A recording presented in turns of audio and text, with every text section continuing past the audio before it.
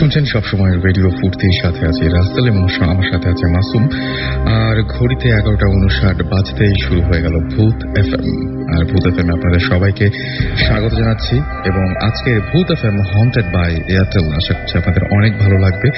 যারা SMS করছেন এবং SMS পাঠানোর নিয়মটি এখনো জানেন না, তাদেরকে বলি যে আপনার এয়ারটেল নাম্বার থেকে অথবা অন্য যে কোনো নাম্বার থেকে আমাদের SMS করুন। লিখে ফেলুন SHOUT শাউট স্পেস আপনার নাম স্পেস আপনার মেসেজ, পাঠিয়ে দিন 9840 নাম্বারে। আর যারা আজকে শোটা আনফর্চুনেটলি মিস করবেন তাদেরকেও জানিয়ে দিচ্ছি যে এয়ারটেল এম রেডিওর মাধ্যমে আপনি এই শোটি আরো একবার শুনতে পারবেন। এবং সেইটার জন্য আপনাকে যেটা করতে হবে, আপনার এয়ারটেল নাম্বার থেকে ডায়াল করুন 4040 এবং সিলেক্ট করুন চ্যানেল 22। দেখবেন যে একটার পর একটা এপিসোড আপনাকে একটার পর একটা এপিসোড শোনার অপশন দেওয়া হচ্ছে এবং সেখান থেকে আপনার পছন্দের এপিসোডটা আপনি ইচ্ছা করলেই শুনতে পারবেন। And now listeners can get the Booth FM tune as their caller tunes, my tunes from Airtel. Booth FM tune code is 92125 and you can activate it by sending a SMS.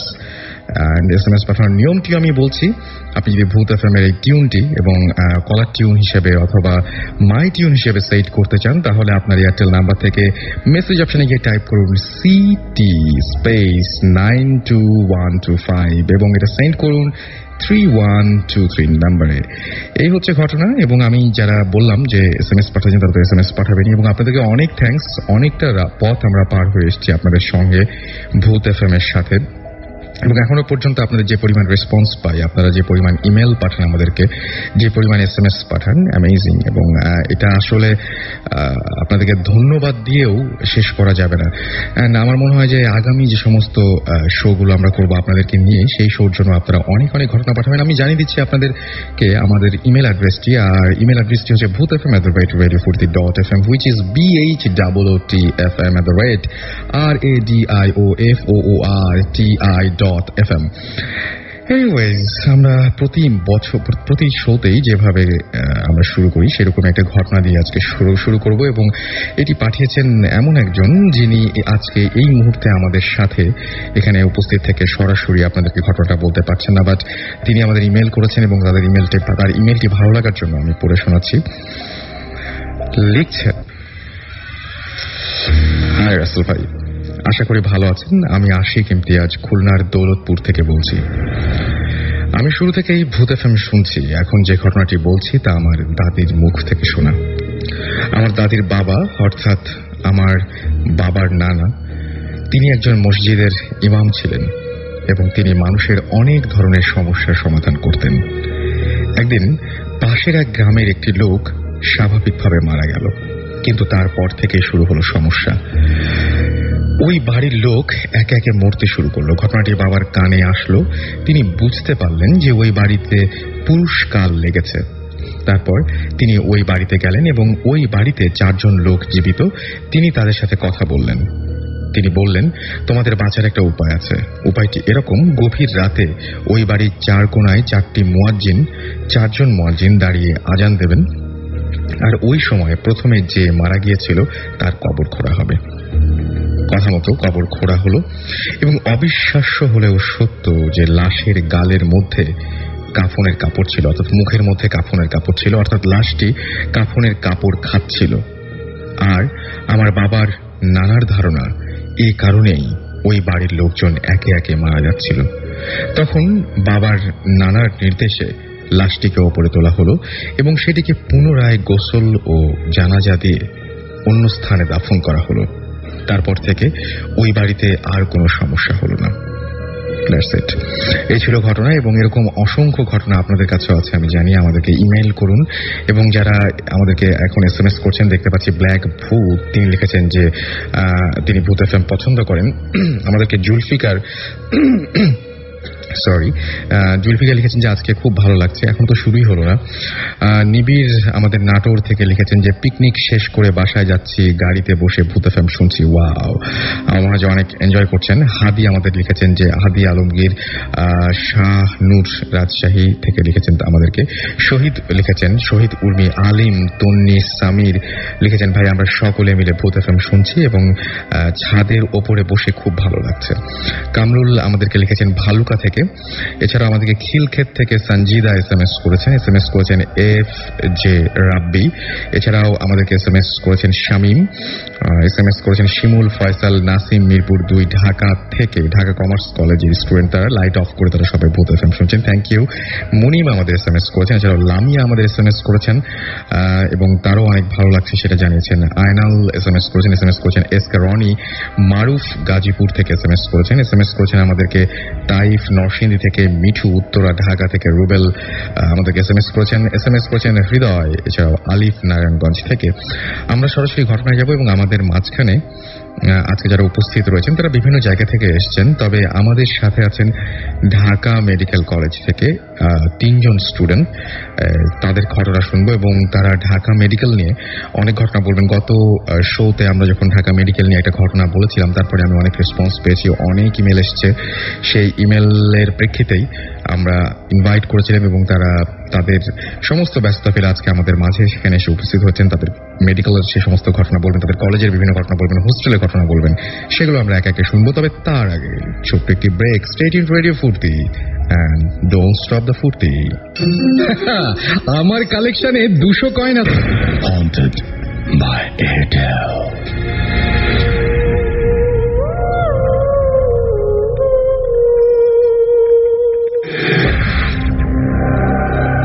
শুনছেন radio ফুর্তি, চলছে ভূত FM haunted by Airtel. যেমন কথা তেমন কাজ। ছোট্ট একটা ব্রেকের পরে ফিরে এলাম আবারও। আমি রাসেল আপনার সাথে আছি এবং আমার সঙ্গে রয়েছে মাসুম এবং আপনারা শুনছেন ভূত FM হন্টেড বাই এয়ারটেল। চলে যাবো আমাদের প্রথম গেস্টের কাছে অ্যান্ড তিনি এসেছেন ঢাকা মেডিকেল কলেজ থেকে। আপনার নামটা বলবেন? আমি ফাহাদ মুনতাসির। ওকে, ফাহাদ মুনতাসির, অনেক কষ্ট করে এসেছেন, থ্যাংক ইউ সো মাচ আমাদের সাথে জয়েন করার জন্য। সো কোন ঘটনা দিয়ে শুরু করছি আমরা? আমি আমার জীবনের প্রথম ঘটে যাওয়া একটা ঘটনা দিয়ে শুরু করবো। সেদিন আমি পড়াশোনা শেষ করছি রাত 1:30টার সময়, প্র্যাকটিক্যাল হাতে লিখতেছিলাম। তো আমি যখন ঘুমাবো, মশারি খাটানো হয়ে গেছে, এমন সময় আমার কাজিন ফোন দিলেন শ্যামলী থেকে। তো কাজিন ফোন দিয়ে বললেন যে ওনার এক কর্মচারীর হাতের উপর গাড়ির গ্লাস পড়ছে। আচ্ছা, গাড়ির গ্লাস পড়ার পরে ডেলডয়েড মাসেল, হাতে যে মাসেলটা থাকে যেখানে ইনজেকশন করা হয়, তো ডেলডয়েড মাসেল, উনি তো আর মাসেল ছিলেন না, উনি বললেন যে হাত গুরুতর ভাবে আহত হয়েছে, কেটে গেছে, তো আমি এমার্জেন্সিতে পাঠালাম, তুমি একটু যাও। হ্যাঁ, ওকে। তো আমি যখন এমার্জেন্সিতে যাব, তো আমি তখন একা। তো আমার রুমমেট ছিল নাজমুল। তো নাজমুলকে বললাম যে দোস্ত চল একসাথে যাই, একটু ঘুরে আসি, দেখে আসি কি অবস্থা। নাজমুল কি আপনার সঙ্গে আছেন এই মুহূর্তে? হ্যাঁ, নাজমুল আমার সঙ্গে আছে। হ্যালো বলেন নাজমুল। Hello listeners. সো আপনি নাজমুল, রাইট? হ্যাঁ, আমি নাজমুল, ঢাকা মেডিকেল কলেজ। ওকে, ফাইন। তো আমি নাজমুলকে নিয়ে গেলাম এমার্জেন্সিতে গিয়ে দেখি তো ওই ছেলেটার হাতে অলরেডি সেলাই করা হয়ে গেছে। তারপরে সেটা ড্রেসিং করার পরে যেহেতু ডেলডয়েড মাসেলের নিচে ছিল হিউমেরাস, একটা বন্স, তো বন্সটা ভেঙে গেছিল। এই কারণে সেখানে প্লাস্টার করার দরকার ছিল। তো প্লাস্টার করা হয়ে গেলে তো ওর সাথে যে ছেলেটা আসছিল, সেই ছেলেটা ওকে বাসায় নিয়ে যায় আর কি। আচ্ছা। তো এমার্জেন্সি গেট থেকে বের হয়ে আমি নাজমুল চিন্তা করলাম যে এত রাত, শীতের রাত, তো এই সময় হসপিটালের মধ্যে দিয়ে যাব নাকি রিক্সা নিয়ে চাঙ্কারপুল দিয়ে যাব। আচ্ছা। তো হলে যাওয়ার 2টা রাস্তা, একটা হলো চাঙ্কারপুল দিয়ে যাওয়া যাবে, আর একটা হলো মেডিকেল কলেজের ভিতর দিয়ে, হসপিটালের মধ্যে, তারপর মেডিকেল কলেজ, তারপর আমাদের নিউক্লিয়ার মেডিসিন, তার পাশে মর্গ আছে, ওই পাশ দিয়ে যাওয়া যাবে। ওইটা আমাদের জন্য খুবই সহজ একটা রাস্তা। তো আমরা ভাবলাম যে হসপিটালের মধ্যে দিয়ে যাই, দেখি রোগীগুলো কি অবস্থায় আছে এই শীতের রাতে, তো তাদের কষ্টটা একটু হলেও আমরা আজ করতে পারবো আর কি। তো নাজমুলের সাথে শেয়ার করে 2 জন একসাথে গেলাম। তো যাইতেই হসপিটালের মধ্যে আমাদের লিফট আছে, লিফট দিয়ে 3 তলা পর্যন্ত যাওয়া। তো ওই সময় ইন্টার্নিরত এক ভাইয়া আমাদের হোস্টেলেই থাকেন। তো উনি আমাদের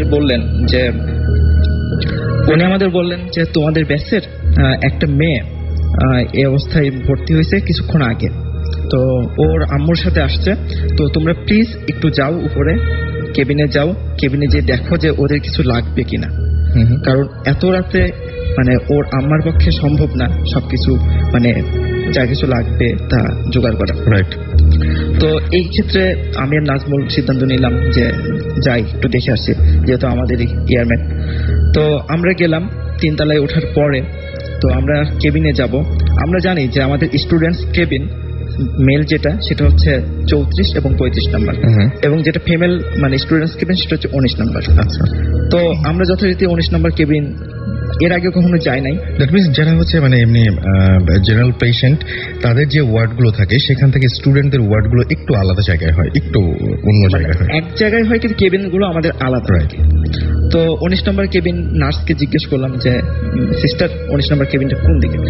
তো উনি বললেন যে 19 নম্বর কেবিনে তো কেউ নাই, আপনারা অপোজিট কেবিনে যান, সর্বশেষ যে কেবিনটা আছে ওই কেবিনে যান, ওই কেবিনে ঢাকা মেডিকেলের একজন স্টুডেন্ট ভর্তি হয়েছে। আচ্ছা। তো ওনার কথা শুনে আমি আর নাজমুল ওইদিকে যাচ্ছিলাম। তো আশ্চর্য লাগলো একটা জিনিস যে প্রত্যেকটা দরজাতে তালা মারা। অন্যান্য বাকি যেসব কেবিনগুলো ছিল কেবিন নাম্বারটা আমার তখন আমি জানি না এবং এখনো দেখিনি, তবে সর্বশেষ কেবিন যেটা সেইটাতে। আচ্ছা। তো করিডোরে যাচ্ছি আমি নাজমুল, কিন্তু একটাও লাইট নাই সেখানে, অন্ধকার একটা। এটা তো ন্যাচারাল না বোধহয়, মনে হয় না। তারপর আমরা গেলাম কেবিনের সামনে। তো কেবিনের ভিতরে দেখলাম যে অন্ধকার, দরজাটা ভাজানো আছে কিন্তু মানে তালা মারা নেই, মনে হলো যে কেউ আসছে ভিতরে। তো এরকম সময় আমি 2 বার নক করলাম যে হ্যালো কেউ আসছে কিনা। তো ওই মেয়ের নাম ছিল স্নেহা। আচ্ছা। তো স্নেহাকে ডাকলাম, স্নেহা স্নেহা বললাম, তারপর দেখি কোনো রেসপন্স নাই। তো আমি নাজমুলকে বললাম যে দোস্ত তুমি যাও একটু করিডোরের লাইটটা জ্বালাও আর দেখি খোলে কিনা, মানে কেউ সাড়া দেয় কিনা। তো এইরকম সময় দেখি যে এক ভদ্রলোক উনি আসলেন। তো উনি এসে আমাকে বললেন যে এই তুমি আমার সাথে ভেতরে আসো। তো আমি ভাবছি যে উনি হয়তো ডাক্তার। তো ওনার সাথে ভিতরে গেছি। ভিতরে যাওয়ার পর উনি বললেন যে দরজাটা লাগায় দাও। লোকটার বর্ণনা দেন একটু, লোকটা কেমন ছিল? লোকটা স্বাস্থ্য ভালো, দেখে মনে হচ্ছে যে একজন ডাক্তার। তো মানে অ্যাপ্রন ছিল সাথে। আচ্ছা, অ্যাপ্রন ছিল, এটা দেখে বুঝছি যে উনি ডাক্তার। রাইট। তো এত রাতে ডাক্তার ছাড়া তো কারো আসার কথা না। তারপর উনি বললেন যে ঘরের ভিতর অন্ধকার, তো উনি বললেন তুমি লাইটটা অন করো। তো আমি মোবাইলটা বের করলাম পকেট থেকে, বের করে মোবাইলের যে ক্ষীণ আলো সেটা দিয়ে আমি খুঁজতেছিলাম যে কোথায় বোর্ড। তো আমি যখন বোর্ডটা খুঁজতেছি এইরকম সময় আমি বেডের সাথে ধাক্কা খাই। ওখানে ধাক্কা খাওয়ার পর আমার মোবাইলটা পড়ে যায় এবং আমি যখন আমার হাতটা পড়ে বেডের উপর তখন আমি অস্বাভাবিক কিছু জিনিস মানে অনুভব করলাম। কিরকম সেটা? সেটা হলো আমি যেটা স্পর্শ করলাম সেটা মনে হচ্ছে একটা মানুষের শরীর, কিন্তু সেটা মানে লিভিং বডি না, ডেড বডি। আর মেডিকেল টার্মে ডেড বডিকে ক্যাডেভার বলা হয়। আচ্ছা। তো আমরা সাধারণত যে ফার্স্ট ইয়ার সেকেন্ড ইয়ার স্টুডেন্টরা আমরা অ্যানাটমি ডিসেকশন হলে যেসব ক্যাডেভার গুলো মানে ডিসেকশন করি সেগুলো মূলত মানে শক্ত হয়, স্কিনের মধ্যে ফ্লুইড থাকে না ফরমালিন দেওয়ার কারণে, এবং একটা গন্ধ থাকে ফরমালিনের। তো ফরমালিনের গন্ধ সাধারণত নাকে গেলে মানে চোখে চলে আর কি, চোখ দিয়ে পানি ঝরে। তো যাই হোক আমি স্পর্শ করলাম, তো মনে হলো এটা একটা ডেড বডি। তো আমি অবাক হলাম যে এখানে ডেড বডি তো থাকার কথা না, এখানে তো সাধারণত স্নেহা বা অন্য কারো থাকার কথা বা ওর আম্মুর। তারপর আমি মানে খুব তাড়াহুড়া করে মানে বোর্ড খুঁজতে লাগলাম, সুইচ বোর্ড। হ্যাঁ, সুইচ বোর্ড। তারপর আমি সুইচ বোর্ড কোনোভাবে পেলাম। তো আমি যখন সুইচটা অন করলাম তখন টিউব লাইট ফ্লোরোসেন্ট বাল্ব যেটা সেটা যখন নষ্ট হয় তখন দেখা যায় টিপ টিপ টিপ টিপ করে। রাইট। তো বাল্বটা পুরোপুরি জ্বলতেছিল না, মানে টিপ টিপ করতেছিল। তো এমন সময় আমি শুধু এতটুকুই দেখতে পেলাম যে ওখানে একটা লাশ মানে পড়ে আসছে, ডেড বডি, এবং পুরাটা সাদা কাপড় দিয়ে ঢাকা। সাধারণত আপনারা দেখছেন যে যারা যারা লাশ দেখছে হসপিটালে তারা হয়তো দেখছে যে সাদা কাপড় দিয়ে ঢাকা। তো এরকম একটা মুহূর্তে আমি ওই লোকটাকে খুঁজলাম, কিন্তু মানে আশ্চর্যজনক যে ওই লোকটার রুমের মধ্যে নাই। লোকটা যখন রুমে আসলো তখন হচ্ছে তার বুট জুতা ছিল, জুতার শব্দ পাওয়া যাচ্ছিল, কিন্তু লোকটা যদি বেরিয়ে যায় তাহলে তো অবশ্যই জুতার শব্দ পাওয়া যাবে, কিন্তু লোকটা ওখান থেকে উধাও হয়ে গেল। তো এরকম সময় আমার মাথা কাজ করতেছিল না যে আমি কি করব।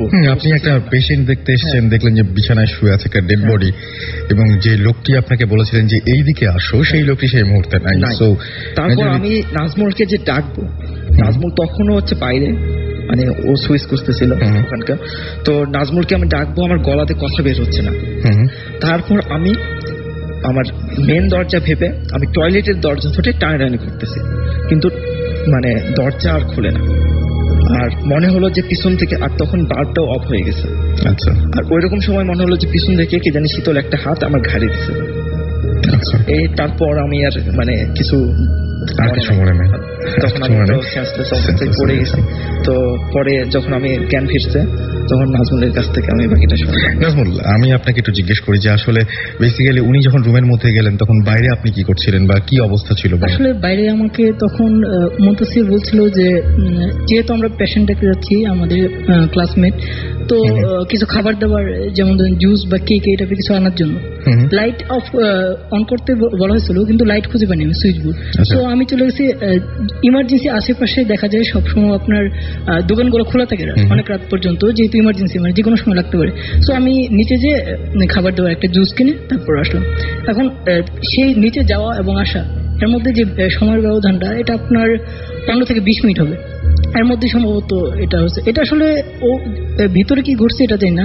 আমি যাওয়ার পর কি অবস্থায় পেলেন? আমি যাওয়ার পর সব মানে নর্মাল, সব নর্মাল। এখন আমার প্রশ্ন হচ্ছে যে আপনি যখন ভেতরে ঢুকলেন তখন আপনি বেডে কি দেখতে পেয়েছিলেন? আচ্ছা, আমি তখন আসলে বেডে একটা ডেড বডি ছিল আসলে। হ্যাঁ, ডেড বডি ছিল, কিন্তু ওই ডেড বডিটা মানে ও যেরকম বলছে যে ওই যে লোকটা এরকম টাইপের ওরকম, কিন্তু ওটা নর্মাল আপনার যে ডেড বডি যেরকম থাকে। আসলে পরে আমরা ইনফরমেশন নিয়ে জানা গেল যে বেওয়ারিশ লাশগুলা যে থাকে, ওই বেওয়ারিশ লাশগুলা সাধারণত আপনার যে ওইটা থেকে বোনস প্রসেস করে, বোনস গুলো বিক্রি করা হয় বা বিভিন্ন কাজে এগুলোর ভিসেরাগুলো সেল করা হয়। ওটা ওরকম একটা বেওয়ারিশ লাশ, এটা সাধারণত মর্গে নেওয়ার কথা, কিন্তু মর্গে নেওয়ার আগে ওখানে মানে আপাতত এখন আমি যাওয়ার পর এভরিথিং ইজ নর্মাল, সবকিছু মানে আগের মতোই, কিন্তু মুনতাসির জাস্ট মানে ওর ফিট হয়ে আছে। আমি যা বললাম যে কি হয়েছে মুনতাসির, তারপর ওর মুখে পানি টানি দিয়ে আমি নিজেও একটা নার্ভাস ফিল করতেছিলাম, কারণ যেহেতু এরকম রুমের মধ্যে একা, তারপর একটা ডেড বডি রুমের মধ্যে ছিল, এটা আসলে স্বাভাবিক। আর ওখানে কি করছিল, এটা তো একটা হ্যালোজিনেশন হতে পারে যে ওরকম যে একটা কি শীতল হাত, যে কারণ ডেড বডিটা নর্মাল ছিল, যে ন্যাচারাল যেরকম থাকে, বাট একা একটা অন্ধকারের মধ্যে উনি আসলে এক্সপেক্ট করেননি এরকম কিছু যে এখানে ডেড বডি থাকবে। এনিওয়েজ, এই যে যারা ঘটনাতে প্রচন্ড ভয় পেয়েছেন তাদেরকে ভয়টা একটু ভাঙিয়ে দিই। আর সেটি হচ্ছে এখানে এই ঘটনার মধ্যে দুটো জিনিস আছে, একটা হচ্ছে যে প্রচন্ড ভয়, সেটা আপনারা পেয়েছেন অলরেডি আমি মনে করি। আর আরেকটা জিনিস আছে, সেটা হচ্ছে যে একটা ইনফরমেশন দিয়েছেন আমাদের ঢাকা মেডিকেল কলেজের স্টুডেন্টরা, সেটা হচ্ছে যে আপনি যখন ফরমালিনের সামনে যাবেন তখন নাক জ্বলবে, চোখ জ্বলবে আর কি, নাকে ঝাঁঝালো কোনো গন্ধ লাগবে। সুতরাং বাজারে যে যখন মাছ কিনবেন তখন অবশ্যই নাকের কাছে ধরে একটু টেস্ট করতে পারেন যে এটা তোমার ফরমালিন দেওয়া আছে কিনা। শুকে দেখলেন চোখ জ্বলছে কিনা, তাহলে বলেন ভাই ফরমালিন দেওয়া মাছ, এটা তো নিব না। এটা একটা ভালো জিনিস পাওয়া গেল আর কি এখান থেকে। রাইট, সো আমরা এখন যেটা করবো, মাসুম যদি হাত ইশারা করে তাহলে আমি ব্রেকে যাব, আর না হলে আবার নেক্সট ঘটনায় চলে যাব। একটা ছোট্ট ব্রেক লাগবে না নাকি? সো একটা ছোট্ট ব্রেকের পরে আবারও ফিরে আসছি স্ট্রেট ইনটু রেডিও ফুর্তি, এন্ড ডোন্ট স্টপ দ্য ফুর্তি। Haunted by Airtel.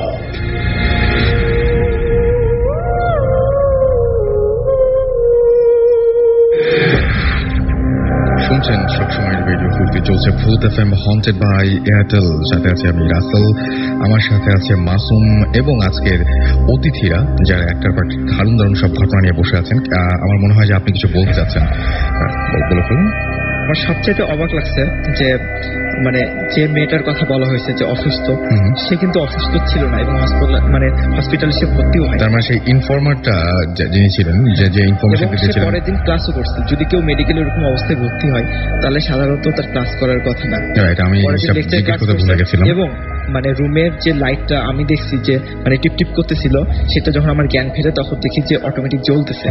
আচ্ছা, তার মানে ওই মুহূর্তটা সবকিছু এলোমেলো ছিল। অলরাইট, আমাকে ঐশী খুলশি থেকে লিখেছেন যে ভূত এফএম শোনার জন্য প্রতি ফ্রাইডে ওয়েট করি। আমাকে লিখেছেন তপন ফ্রম ড্রেমরা যে ভূত এফএম অনেক ভালো লাগছে।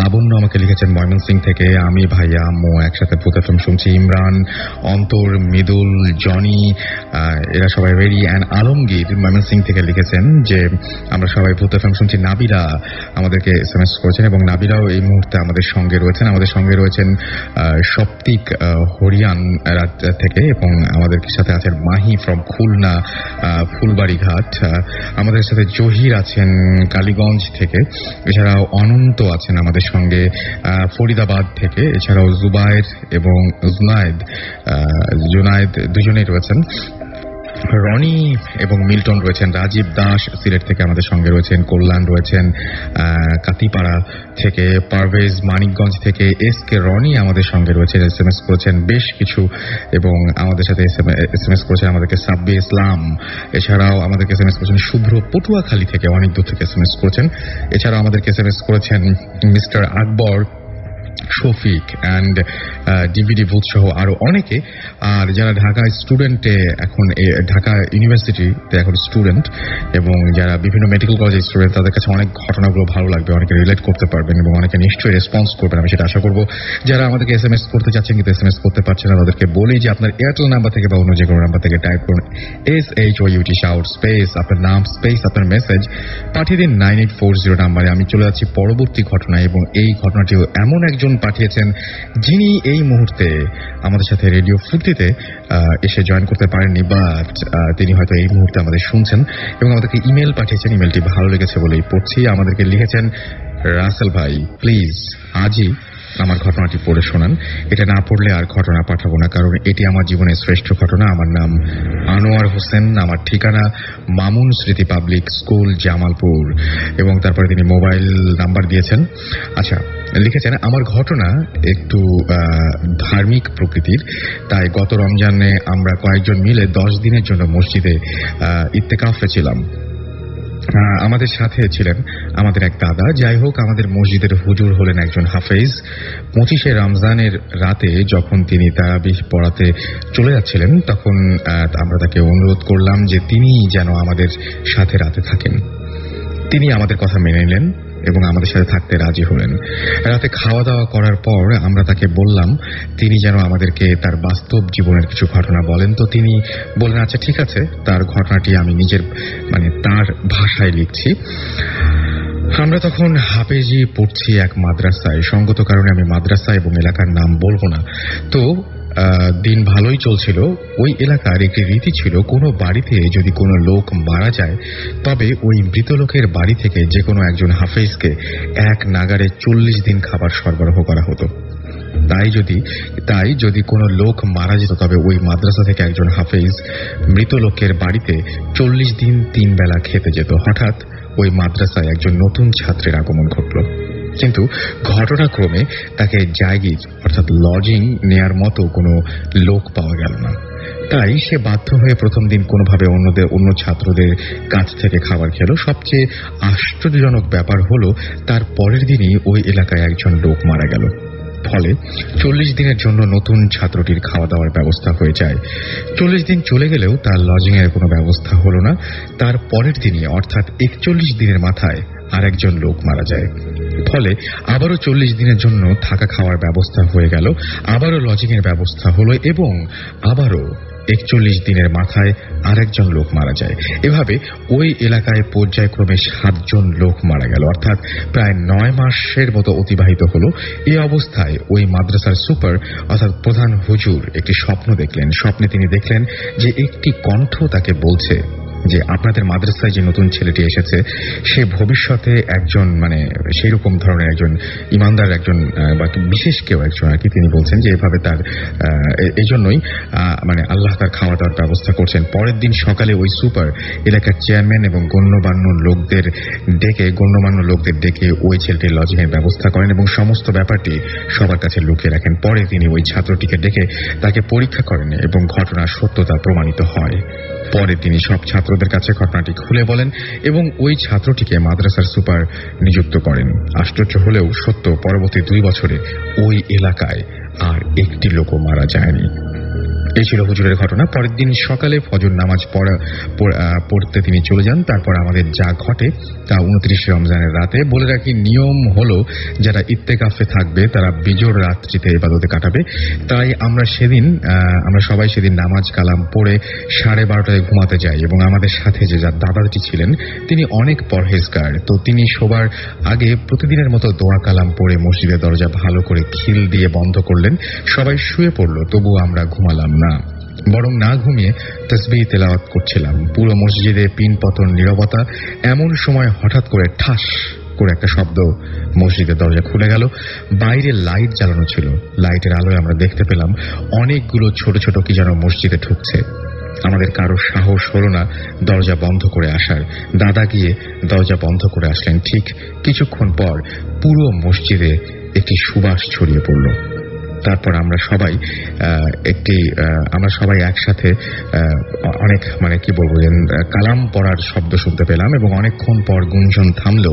এবারও দরজা খুলে গেল, কিন্তু কোনো শব্দ হলো না। এবার আমরা স্পষ্ট দেখলাম অনেকগুলো ব্যাঙ বেরিয়ে গেল মসজিদ থেকে। তারপর আমরা সবাই উঠে পড়লাম এবং লাইট জ্বালালাম। দেখলাম 3টা বাজে।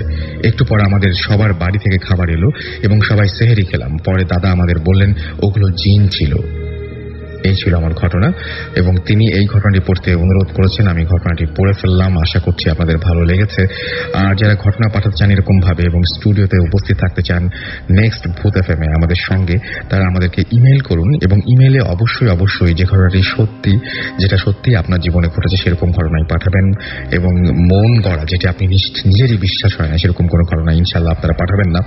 আপনাদেরকে আরো একবার অ্যাড্রেসটি জানিয়ে দিই, bhutfm@radiofurti.fm, which is BHOOTFM@radioforti.fm।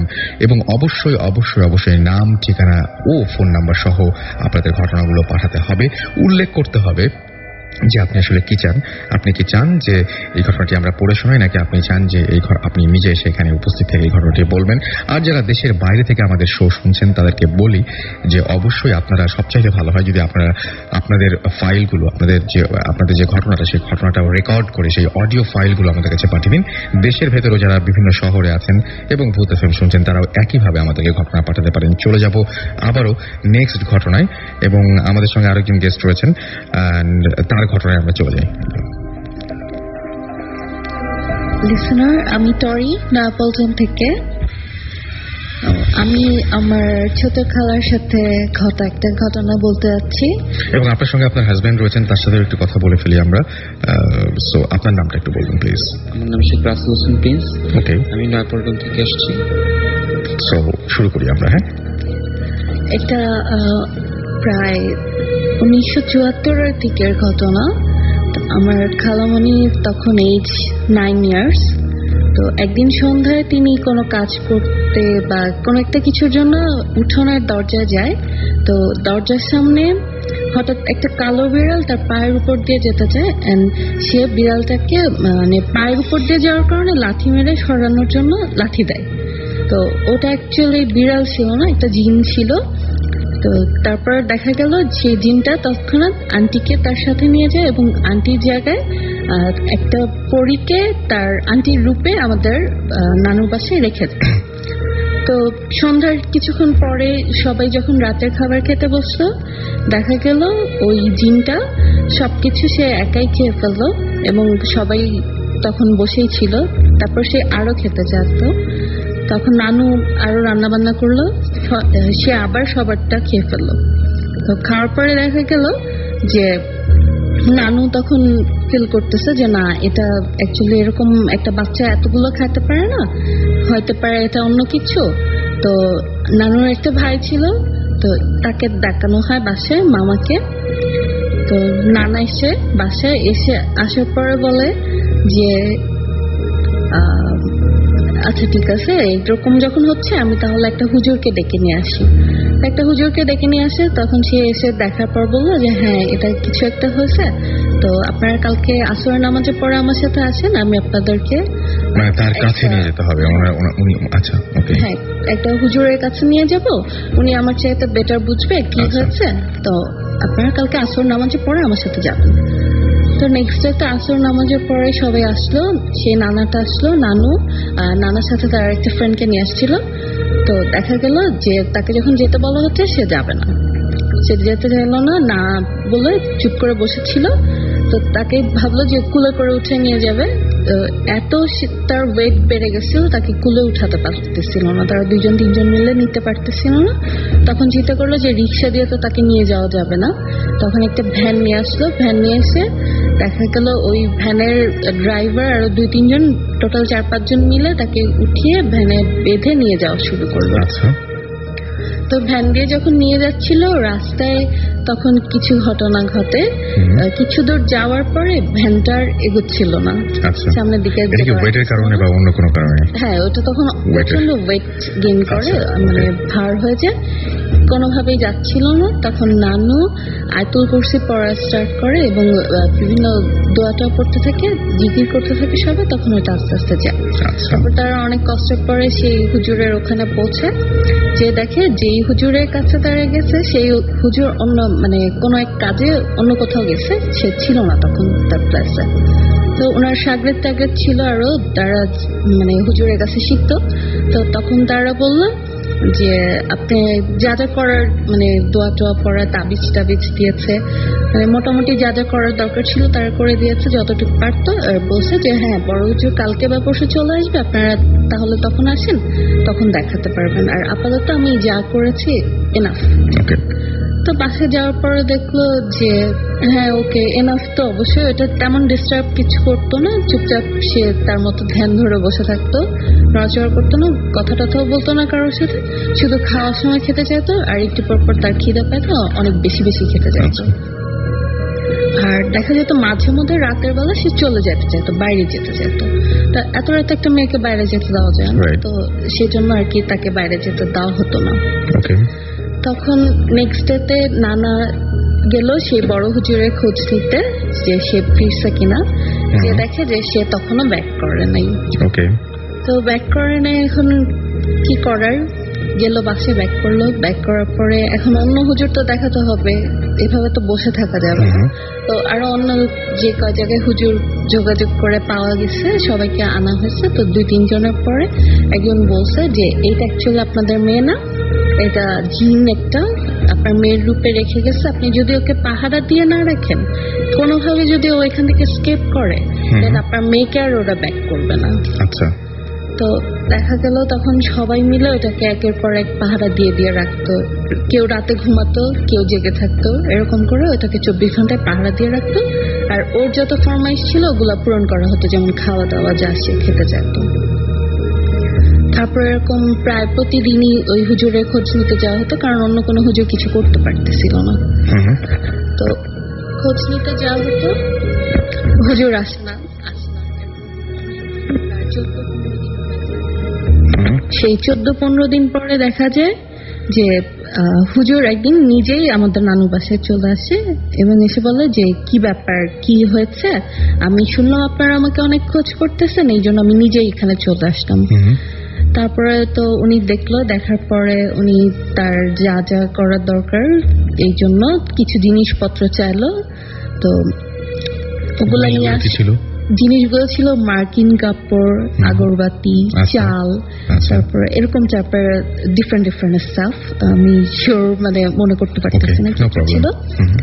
তো ওগুলা নিয়ে আসলো, সবকিছু নিয়ে আসার পরে হুজুর সন্ধ্যার নামাজ, মাগরিবের নামাজ শেষ করে তারপরে সে তার মতো বসলো, বসে দোয়া পড়লো, পড়ার পরে অনেক কিছু করলো, করার পরে যেই জিনটাকে লাথি মারা হয়েছিল সেই জিনটাকে সে নিয়ে আসে।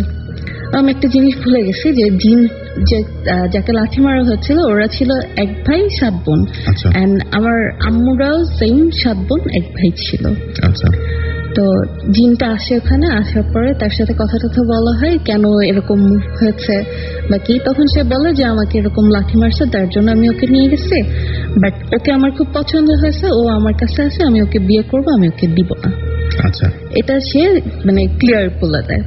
বলার পরে সে দিবে নাই, ওই মোমেন্টটা এখন অনেক সে ইটি করার পরে এখন হুজুরটা বলে যে ঠিক আছে তুমি যদি না দাও, এখানে যেই মেয়েটা আছে ওকে তাহলে আমার তো বোতলে বন্ধ করে ফেলতে হবে, ওকে তো আমি আর যেতে দিব না।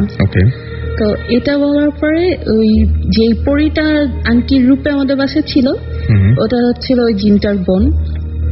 এখন জিনটার কি করবে, তখন চিন্তা করলো যে ঠিক আছে, তো একটা সে তার কন্ডিশন দিল। কন্ডিশন দেওয়ার পরে সে রাজি হলো যে ঠিক আছে, আপনারা আমার বোনকে ফেরত দেবেন, আর আমার কন্ডিশন হচ্ছে আমাকে প্রায় 20 মণ মিষ্টি দিতে হবে, যেটা একদম খাঁটি হবে। তো আমাকে 3টা গরু আর 11টা খাসি, একটা সে তার তিতাস নদী পার দিয়ে গেলে একটা জঙ্গল আছে, ওখানে একটা গাব গাছ আছে, ওই গাছের নিচে সবকিছু রেখে আসতে বলে। আচ্ছা। তো তখন নানুদের সেরকম অ্যাবিলিটি ছিল না এত কিছু দেওয়ার মতো, তো হুজুর ওটা নিয়ে অনেক বার্গেন করার পরে তারপরে সে 1 মণ অথবা 2 মণ মিষ্টি আর একটা খাসিতে বা 3টা খাসি, হ্যাঁ 3টা খাসি আর 2 মণ মিষ্টি এরকম কিছুতে একটা সে আসে মিড পয়েন্টে যে ঠিক আছে আমাকে এগুলো দিলেই আমি দিয়ে দিব। তখন নানু কেয়ার করার নিয়ে গেল পরের দিন সে যেখানে বলে।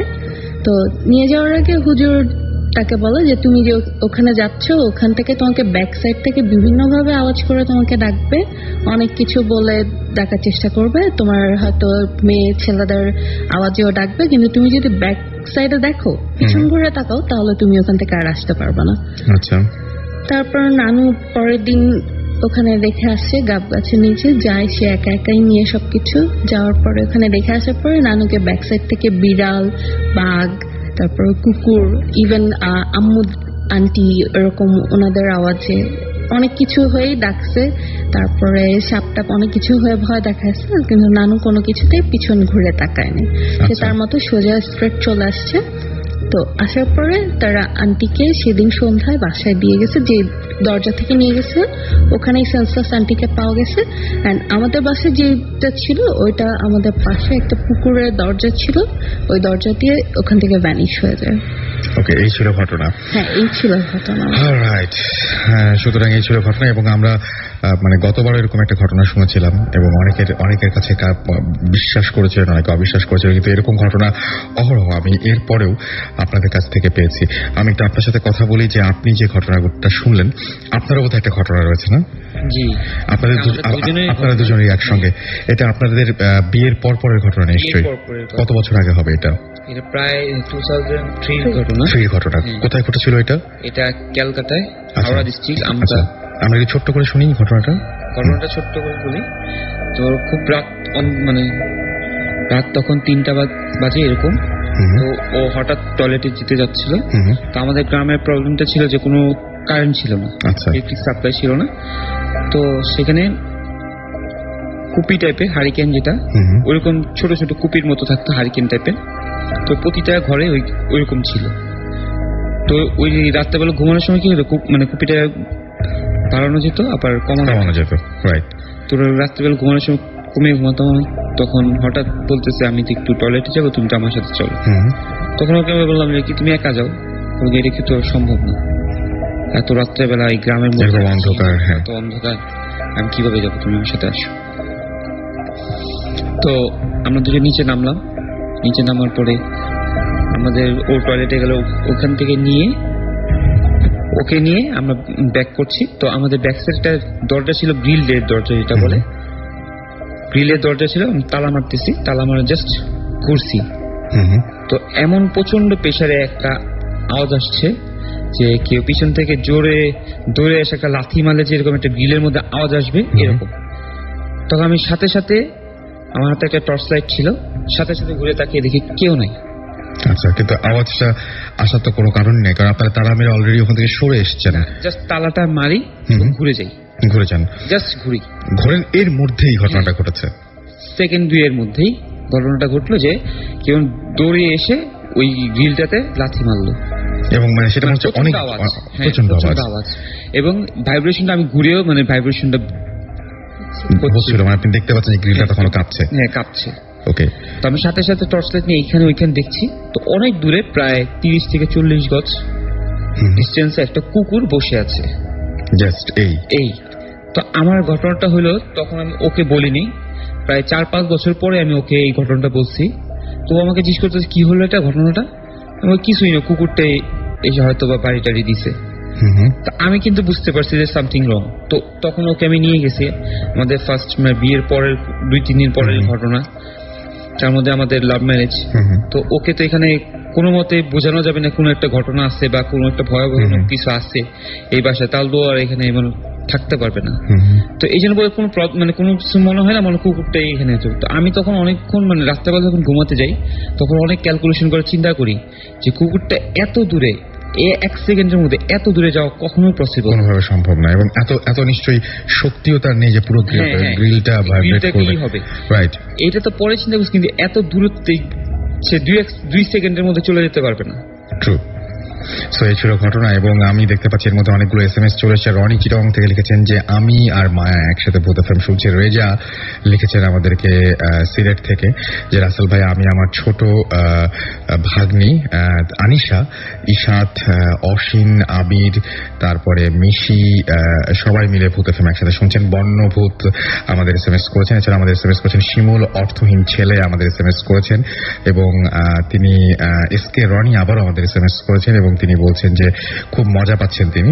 দিগন্ত আমাদেরকে SMS করেছেন রনি চিটাং থেকে, রিফাত নাটোর নটরডেম কলেজ থেকে SMS করেছেন আমাদেরকে, ময়মনসিং থেকে আমাদের ময়মনসিং দাসপাড়া থেকে আমাদের SMS করেছেন জগৎ পাল, এবং তিনি ভূত এফএম শুনছেন, এবং তিনি বলছেন যে আমি তার SMS পড়িনি, আমি আপনার SMS পড়ে ফেললাম। সম্রাট এবং বিথি আমাদেরকে SMS করেছেন জাহিদ, SMS করেছেন মনসুর সিলেট থেকে, নাহিয়ান SMS করেছেন আমাদেরকে। এছাড়াও দেখতে পাচ্ছি বাঁধন চিটাগং থেকে, এবং তিনি বলছেন যে রাসেল ভাই, আমি এবং আমার হাজব্যান্ড, আমার ছেলে অন্তর সবাই মিলে ভূত এফএম শুনছি। আমাদেরকে মিলিয়াত কক্সবাজার থেকে SMS করেছেন যে রাসেল ব্রো, আচ্ছা তিনি জুজুর ঘটনাটা শুনতেছেন, আমি ট্রাই করব খুব দ্রুত জুজুর এপিসোডটা রিপিট করার। আমি একটা ভালো দিন খুঁজছি, ইনশাল্লাহ খুব দ্রুতই সেটা হবে। মামুন আমাদের SMS করেছেন, মামুন, হৃদয়, তারপরে মাসুম, ইমরান, এরা সবাই আমাদের SMS করেছেন হাতিমারা থেকে। এছাড়া আমাদের SMS করেছেন সারওয়ার ভাইয়া, আমরা 4 বন্ধু চিটাগং যাচ্ছি, গাড়িতে যাত্রী কম, লাইটগুলো অফ, ঘটনাগুলো শুনতে খুব মজা লাগছে। আরো দারুণ দারুণ সব ঘটনা রয়েছে, ঢাকা মেডিকেল কলেজের অনেকগুলো ঘটনা রয়েছে, এছাড়াও আরো বিভিন্ন জায়গার ঘটনা রয়েছে, সেই ঘটনাগুলো নিয়ে ফিরে আসবো। তার আগে ছোট্ট একটা ব্রেক, কোথাও যাবেন না, যাওয়ার আগে জানিয়ে দিয়ে আমাদের SMS করার নিয়মটি, আপনার এয়ারটেল নাম্বার থেকে বা অন্য যে কোনো নাম্বার থেকে SMS করুন, লিখে ফেলুন SHOUT শাউট স্পেস আপনার নাম স্পেস আপনার মেসেজ, পাঠিয়ে দিন 9840 নাম্বারে। ফিরে আসছি একটু পরে। Stay Radio Furti and don't stop the Furti.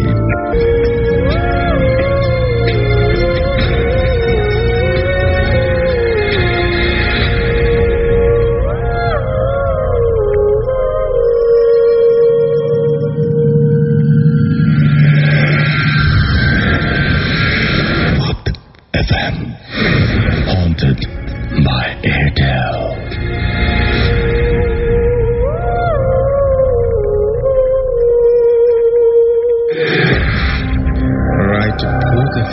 Haunted by Airtel শুনছেন আপনারা, এবং চলছে রেডিও ফুর্তি, আপনার সাথেই আছে সবসময়।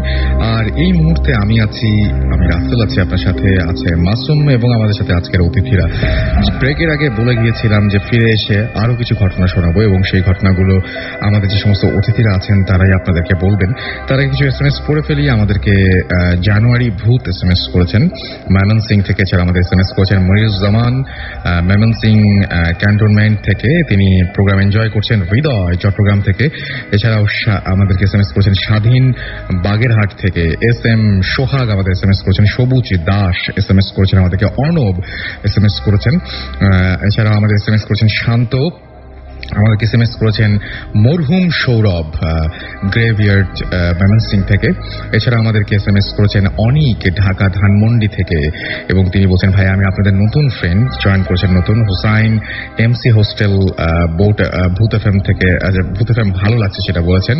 আচ্ছা, ইমন আমাদের SMS করেছেন নটরডেম কলেজ থেকে, এবং তিনি বলেন চারিদিকে আধার অ্যান্ড বারান্দাতে একমাত্র চাঁদ এবং ভূত এফএম, বুঝতেই পারছি অনেক মজা পাচ্ছেন তিনি। এছাড়া আমাদের আরো অনেকেই, ডিজে প্রীতম, দীপ নাটোর থেকে SMS করেছেন, চট্টগ্রাম থেকে SMS করেছেন আমাদেরকে।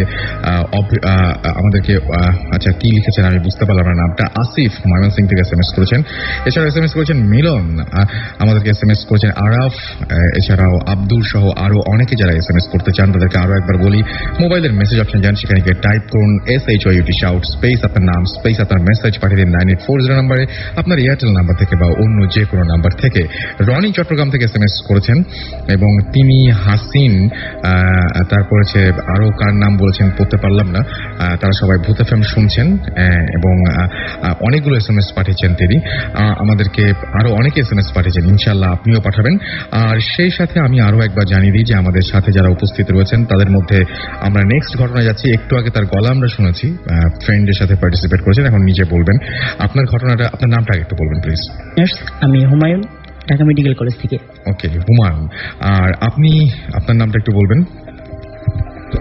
হাই লিসনার, আমি নাজমুল, ঢাকা মেডিকেল কলেজ। ওকে, তো নাজমুলের ঘটনাটা আমরা যাই, ঢাকা মেডিকেলের ঘটনা দিয়ে আসি, তারপরে আমরা হুমায়ুনের কাছে যাবো। অলরাইট, বলেন। আচ্ছা, আমার ঘটনাটা আসলে ঢাকা মেডিকেল রিলেটেড না, এটা সিলেট মেডিকেল, সিলেট মেডিকেল একটি ঘটনা। এটা আসলে এই ঘটনার সাথে সরাসরি আমার সম্পৃক্ততা নেই, আমি এটা ফ্রেন্ডের কাছ থেকে শুনেছি। আমরা এখন সেকেন্ড ইয়ারে আছি, আমরা যে কজন ফ্রেন্ড আসছি সবাই সেকেন্ড ইয়ারে ঢাকা মেডিকেলে। এখন আমরা যখন ফার্স্ট ইয়ারে ছিলাম, ফার্স্ট ইয়ারে সম্ভবত এপ্রিল মাসে আমাদের ফার্স্ট টার্ম শেষ হয়েছিল। ফার্স্ট টার্ম শেষ হওয়ার পর আমরা ট্যুরে সিলেটে গিয়েছিলাম। তখন রাতে থাকা হয়েছিল সিলেট মেডিকেলে হোস্টেলে আমরা ছিলাম। তো সিলেট মেডিকেলের একবারে পাশাপাশি শাহজালাল রহমাতুল্লাহ মাজার। তো আমরা রাতে মাজার জিয়ারত করে আসার পর ফ্রেন্ডরা মিলে সবাই একটু ঘুরতে গেছি মেডিকেল ক্যাম্পাসে। তখন আমরা যখন যাচ্ছিলাম মর্চুয়ারি মানে মর্গর পাশ দিয়ে যখন যাচ্ছিলাম, তখন ওই সিলেট মেডিকেলে ওই ফ্রেন্ডটা এই ঘটনাটা শুনেছে। তিনি বলেন তখন এই ঘটনাটা। আচ্ছা, এই ঘটনাটা আসলে অনেক আগের একটা ঘটনা, প্রায় 20 বছর আগের ঘটনা। আমরা তখন যেমন ফার্স্ট ইয়ার স্টুডেন্ট ছিলাম, সেই 20 বছর আগের ব্যাচের ফার্স্ট ইয়ারের একজন স্টুডেন্টের ঘটনা। তখন ওই স্টুডেন্টটা ফার্স্ট ইয়ারে পড়তো আর কি। আমাদের কয়েকটা পরীক্ষা আছে, বিভিন্ন নাম আর কি, অন্য নাম থেকে একটু আলাদা, যেমন আইটেম কার্ড, প্রফ, এই টাইপের আর কি। এখন ওই স্টুডেন্টের পরের দিন ছিল কার্ড এক্সাম বলতে আপনার মান্থলি টেস্ট গুলো হয় না, এরকম আর কি। তো কার্ড পরীক্ষার আগে যেহেতু মানে কিছু প্রিপারেশন ব্যাপার থাকে, ওখানে দেখা যায় মেডিকেল এটা ম্যাক্সিমাম ভাইভা বেসড। ভাইভাতে আপনার কিছু ভিসেরা থাকে। ভিসেরা বলতে আপনি রাসেল ভাই আপনি জানেন হয়তো, ডেড বডির যে অর্গানগুলো, ওগুলো হচ্ছে ভিসেরা, যেমন হার্ট, লাং, এগুলো ভাইভাতে আপনার টিচারের সামনে যে এক্সপ্রেস করা লাগে। তো এর জন্য পরীক্ষার আগের দিন এসে ভিসেরাগুলো দেখে আর কি আপনার একটু রিহার্সাল করতে হয়, বা এটা যে বলে ডেমো বা ডেমনস্ট্রেশন। তো ওই স্টুডেন্ট কোনো একটা কারণে মানে ওর বাবা ছিল অসুস্থ ছিল, তো ওই কারণে আর কি আগের দিন আসতে পারিনি আর কি, সময় মতো আসতে পারিনি ভিসেরা দেখার জন্য। তো আস্তে আস্তে সন্ধ্যা হয়ে গেছে। এখন সন্ধ্যার সময় অ্যানাটমি হলটা, সব মেডিকেল কলেজ অ্যানাটমি হল আর মর্গ পাশাপাশি থাকে।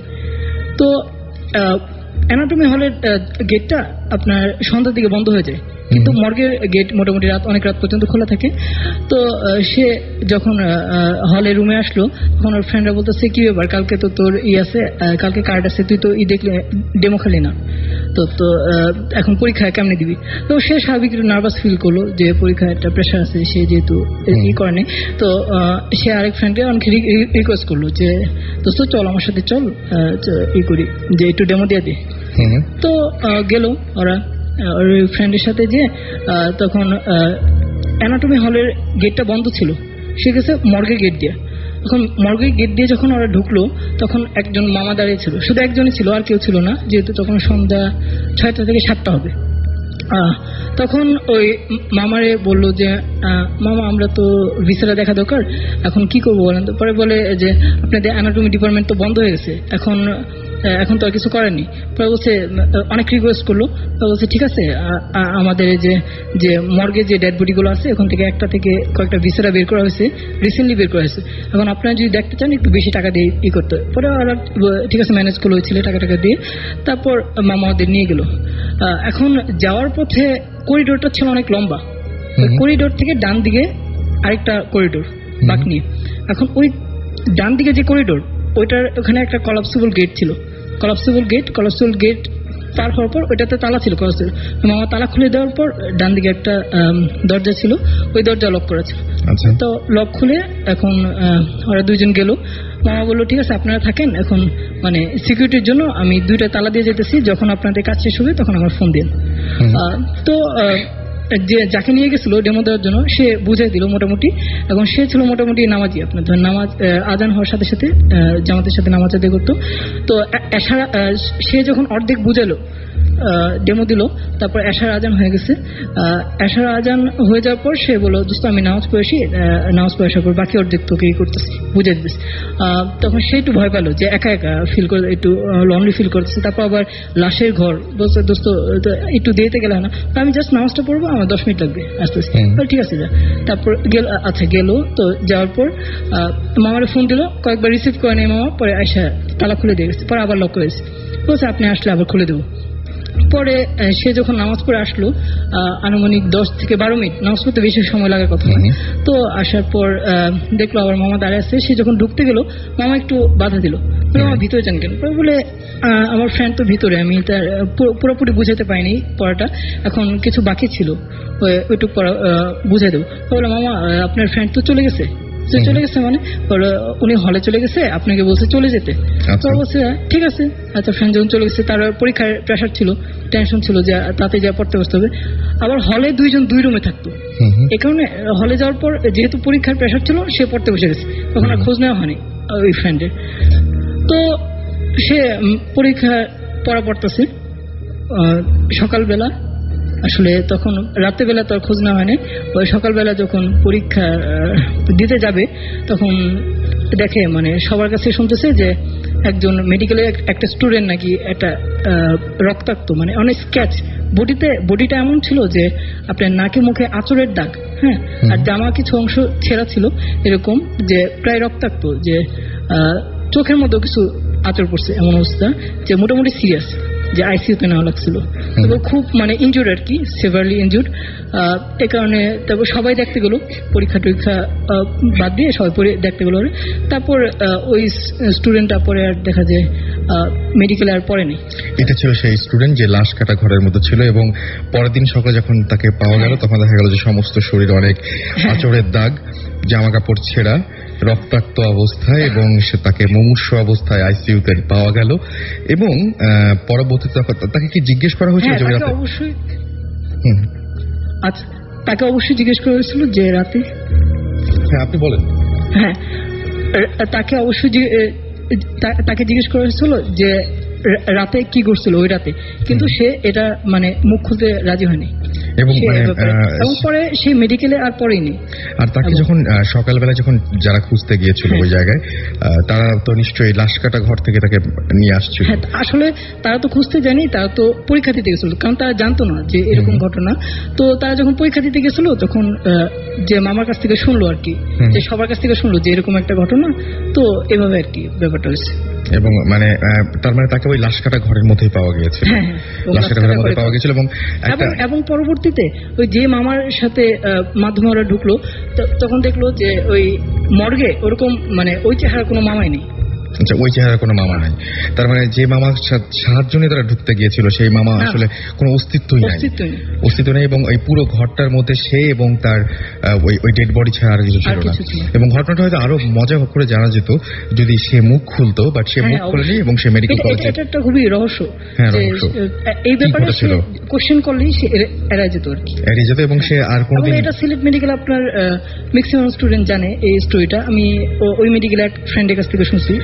মানে এখন এটা কতটা সত্য মিথ্যা এটা আসলে না, সেটা সেই প্রশ্ন আসছেও না, কিন্তু সে আর মেডিকেল কলেজে পড়েনি, সে চলে গেছে। প্রায় 20 বছর আগের ঘটনা। 20 বছর আগের ঘটনা। অলরাইট, তো এই ছিল ঘটনা, এবং এই ঘটনাটা সিলেট মেডিকেল কলেজে ঘটেছিল, এবং একটা মানুষ যে গিয়েছিল মর্গে, এবং তাকে পরের দিন সকালবেলা যখন উদ্ধার করা হলো তখন দেখা গেল যে তার সমস্ত শরীরে অনেক আঁচড়ের দাগ। প্রশ্ন হচ্ছে যে সেই মামাটা কে ছিলেন, যিনি কিনা তাকে ওই ঘরটি খুলে দিয়েছিলেন এবং যিনি বলেছিলেন ফোন করা মাত্র তিনি হাজির হবেন।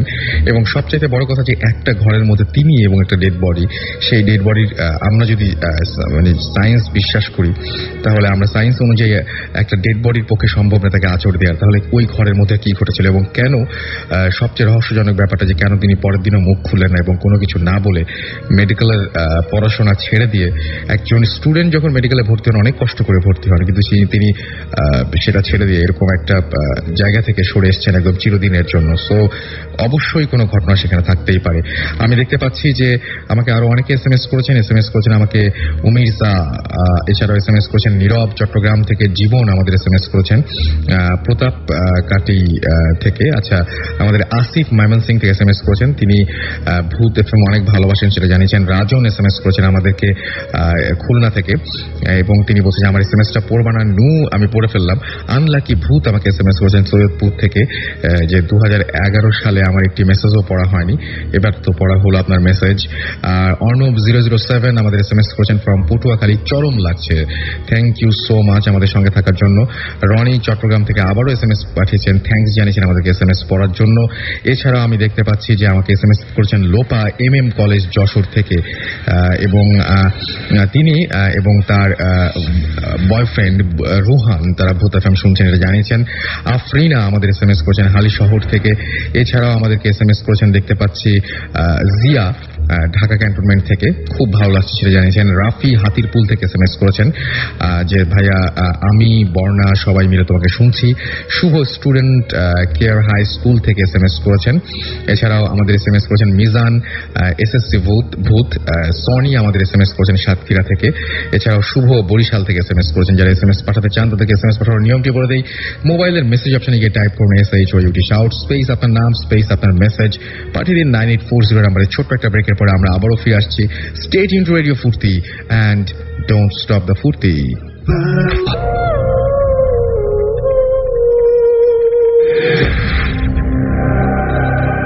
যারা রাত জেগে এখন আমার সঙ্গে আছেন তাদেরকে জানাই শুনছেন সবসময় রেডিও ফুর্তি, চলছে ভূত এফএম হন্টেড বাই এয়ারটেল। আমি জানি যে সবাই আজকে ভূত এফএম শুনছেন, তারপরেও অনেকে হয়তো মিস করছেন আজকের ভূত এফএমটি। তাদেরকে জানিয়ে দিই যে ভূত এফএম হন্টেড বাই এয়ারটেল যদি আপনি আজকে মিস করে ফেলেন বাই এনি চান্স, তাহলে আপনি এয়ারটেল এম রেডিওর মাধ্যমে এইটি আবারও শুনতে পারবেন এই এপিসোডটি। এবং এই এপিসোড শুনতে হলে আপনাকে যেটা করতে হবে সেটা হচ্ছে আপনাকে ডায়াল করতে হবে একটি নাম্বারে।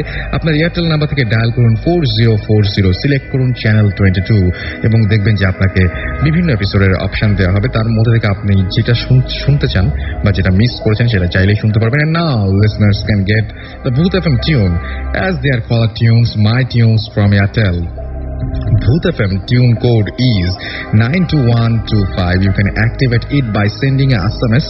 এবং এই SMS টি পাঠাতে গেলে আপনি যেটা করতে হবে, মোবাইলের মেসেজ অপশনে গিয়ে টাইপ করতে হবে CT স্পেস 92125 এবং এটা পাঠিয়ে দিতে হবে 3123 নম্বরে। দেখবেন যে এই ভূত এফএম টিউনটি আপনার কলার টিউন বা মাই টিউন হিসেবে সেট হয়ে গেছে।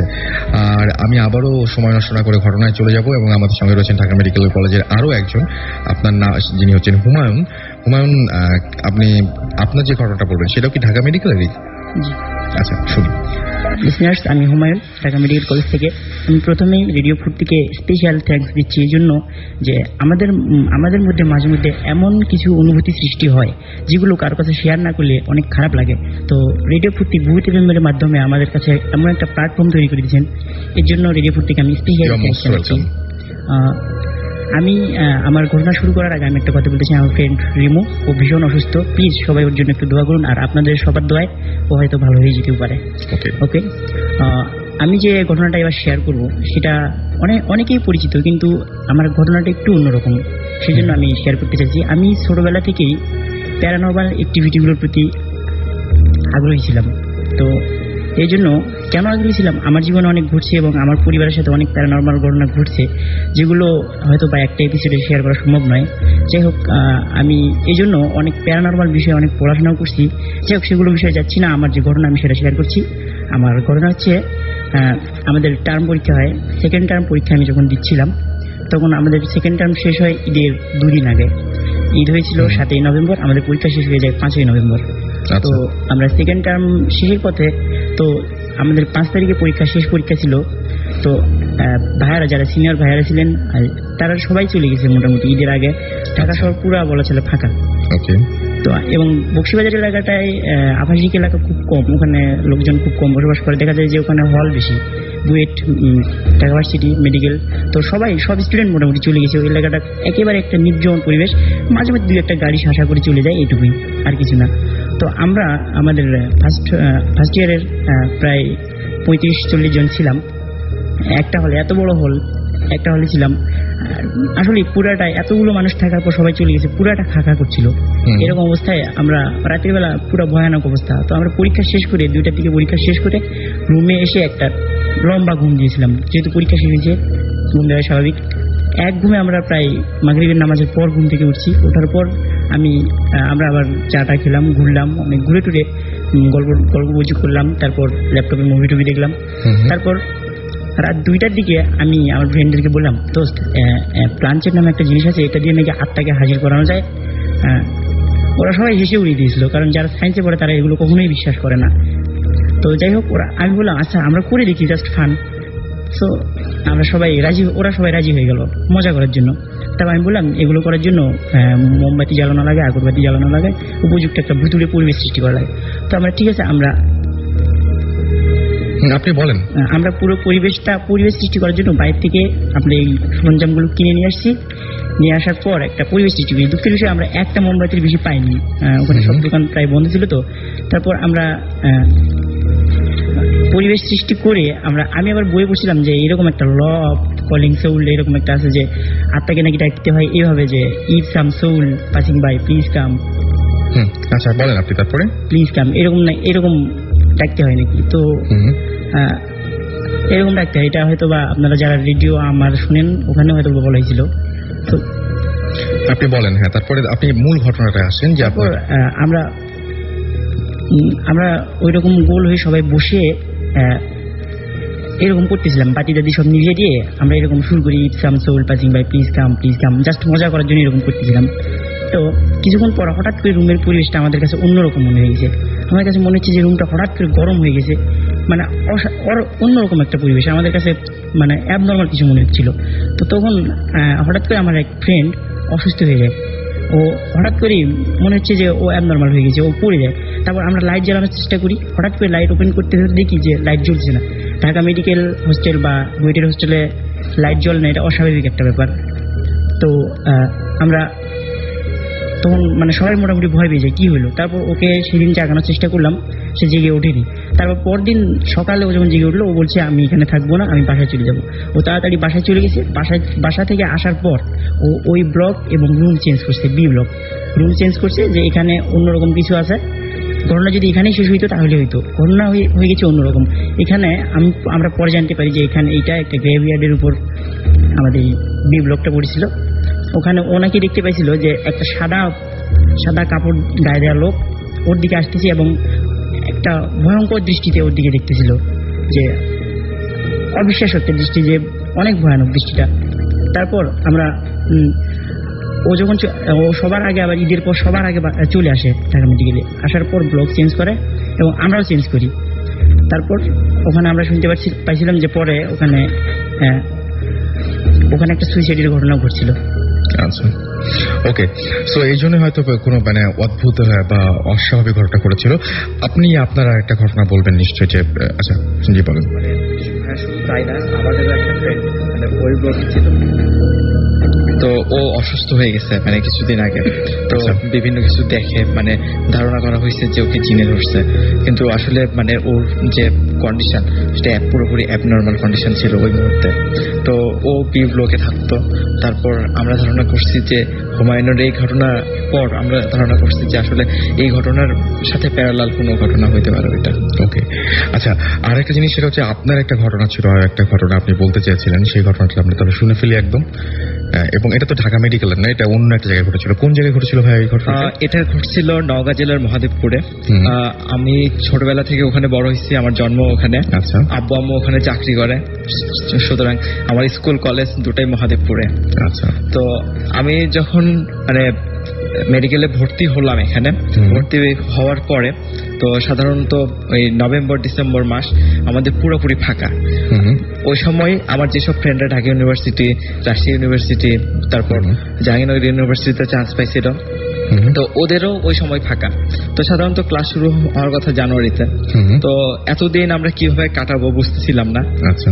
তো এইরকম একটা সময় আমরা সবাই মিলে সিদ্ধান্ত নিলাম যে একটা পিকনিকের ব্যবস্থা করলে কেমন হয়, নিজেরা রান্না করে মানে খাবো আর কি। আচ্ছা। তো আমরা আসলে ভেন্যুটা ঠিক করতে পারতেছিলাম না যে কোথায় করব এরকম একটা বড় একটা আয়োজন। তো এরকম সময় আমার এক ফ্রেন্ড, ওর নাম হচ্ছে সাধন, ও ঢাকা ইউনিভার্সিটির ফার্মেসিতে পড়ে, দ্বিতীয় বর্ষের ছাত্র। তো ও বলল যে দোস্ত আমার বাসায় করলে কেমন হয়। তো ওর বাসায় ওই মুহূর্তে কেউ ছিল না, মানে ওর আব্বু আম্মু হচ্ছে ইন্ডিয়াতে গেছে, ওদের এক আত্মীয়র মানে বিয়ে। তো ও যেহেতু মানে ওর ভর্তি হয়েছে, কিন্তু এখনো কোন সাবজেক্ট নেবে এটা এখনো ঠিক করতে পারে না। আচ্ছা। তো ও মানে সাবজেক্ট ছিল হচ্ছে অ্যাপ্লাইড ফিজিক্স থেকে, সেখান থেকে মানে ফার্স্ট চয়েস দিয়ে আবার ফার্মেসিতে চলে আসে। তো সবাই মিলে সিদ্ধান্ত নেওয়া হলো। তারপর আমার আরেকটা ফ্রেন্ড আরাফাত, ও হচ্ছে ইউকেতে চলে যাবে। তো এই কারণে সবাই বিভিন্ন জায়গায় একটা মানে এরকম একটা ব্যাপার, যেটা লাস্ট একটা মিলন মানে মিলন। তো সবাই তো সিদ্ধান্ত নিলাম ঠিক আছে ওর বাসায় যাব। তো ওর বাসাটা হচ্ছে মহাদেবপুর থানা থেকে 3 কিলোমিটার দূরে, সেটা হচ্ছে দক্ষিণ দিকে নদীর ধার দিয়ে যেতে হয়। একটা আত্রাই নদী। হ্যাঁ, আত্রাই নদী। আত্রাই নদী হচ্ছে আমাদের বাসার পাশে। রাইট। তো আত্রাই নদীর বাঁধ দিয়ে যেতে হয় আর কি। তো আমরা যখন শিবগঞ্জে পৌঁছলাম তখন হচ্ছে সন্ধ্যা। আচ্ছা। সন্ধ্যা 7:30টার মতো বাজে। তো আমরা জানতাম যে সন্ধ্যা মানে 7টা-8টা এরপর মানে ওই এলাকায় আর কেউ থাকে না। তো আমরা যখন মানে শিবগঞ্জ বাজারে নামলাম সব ফ্রেন্ডরা ভ্যান থেকে, তখন আমরা কিছু জিনিস বাকি ছিল যেগুলো মহাদেবপুর থেকে আমরা কিনতে পারতাম, কিন্তু আমাদের লিস্টে না থাকার কারণে সেগুলো ওখান থেকে কিনতে হয়েছিল আর কি। তো আমরা ওখানে গেলাম, কিছু জিনিস কেনার পরে ওর বাসার মানে উদ্দেশ্যে রওনা দিলাম, হাঁটতে লাগলাম। তো যেই দিক দিয়ে হাঁটতে হয় মানে সেটা হচ্ছে পুরোটাই বাঁশঝাড়।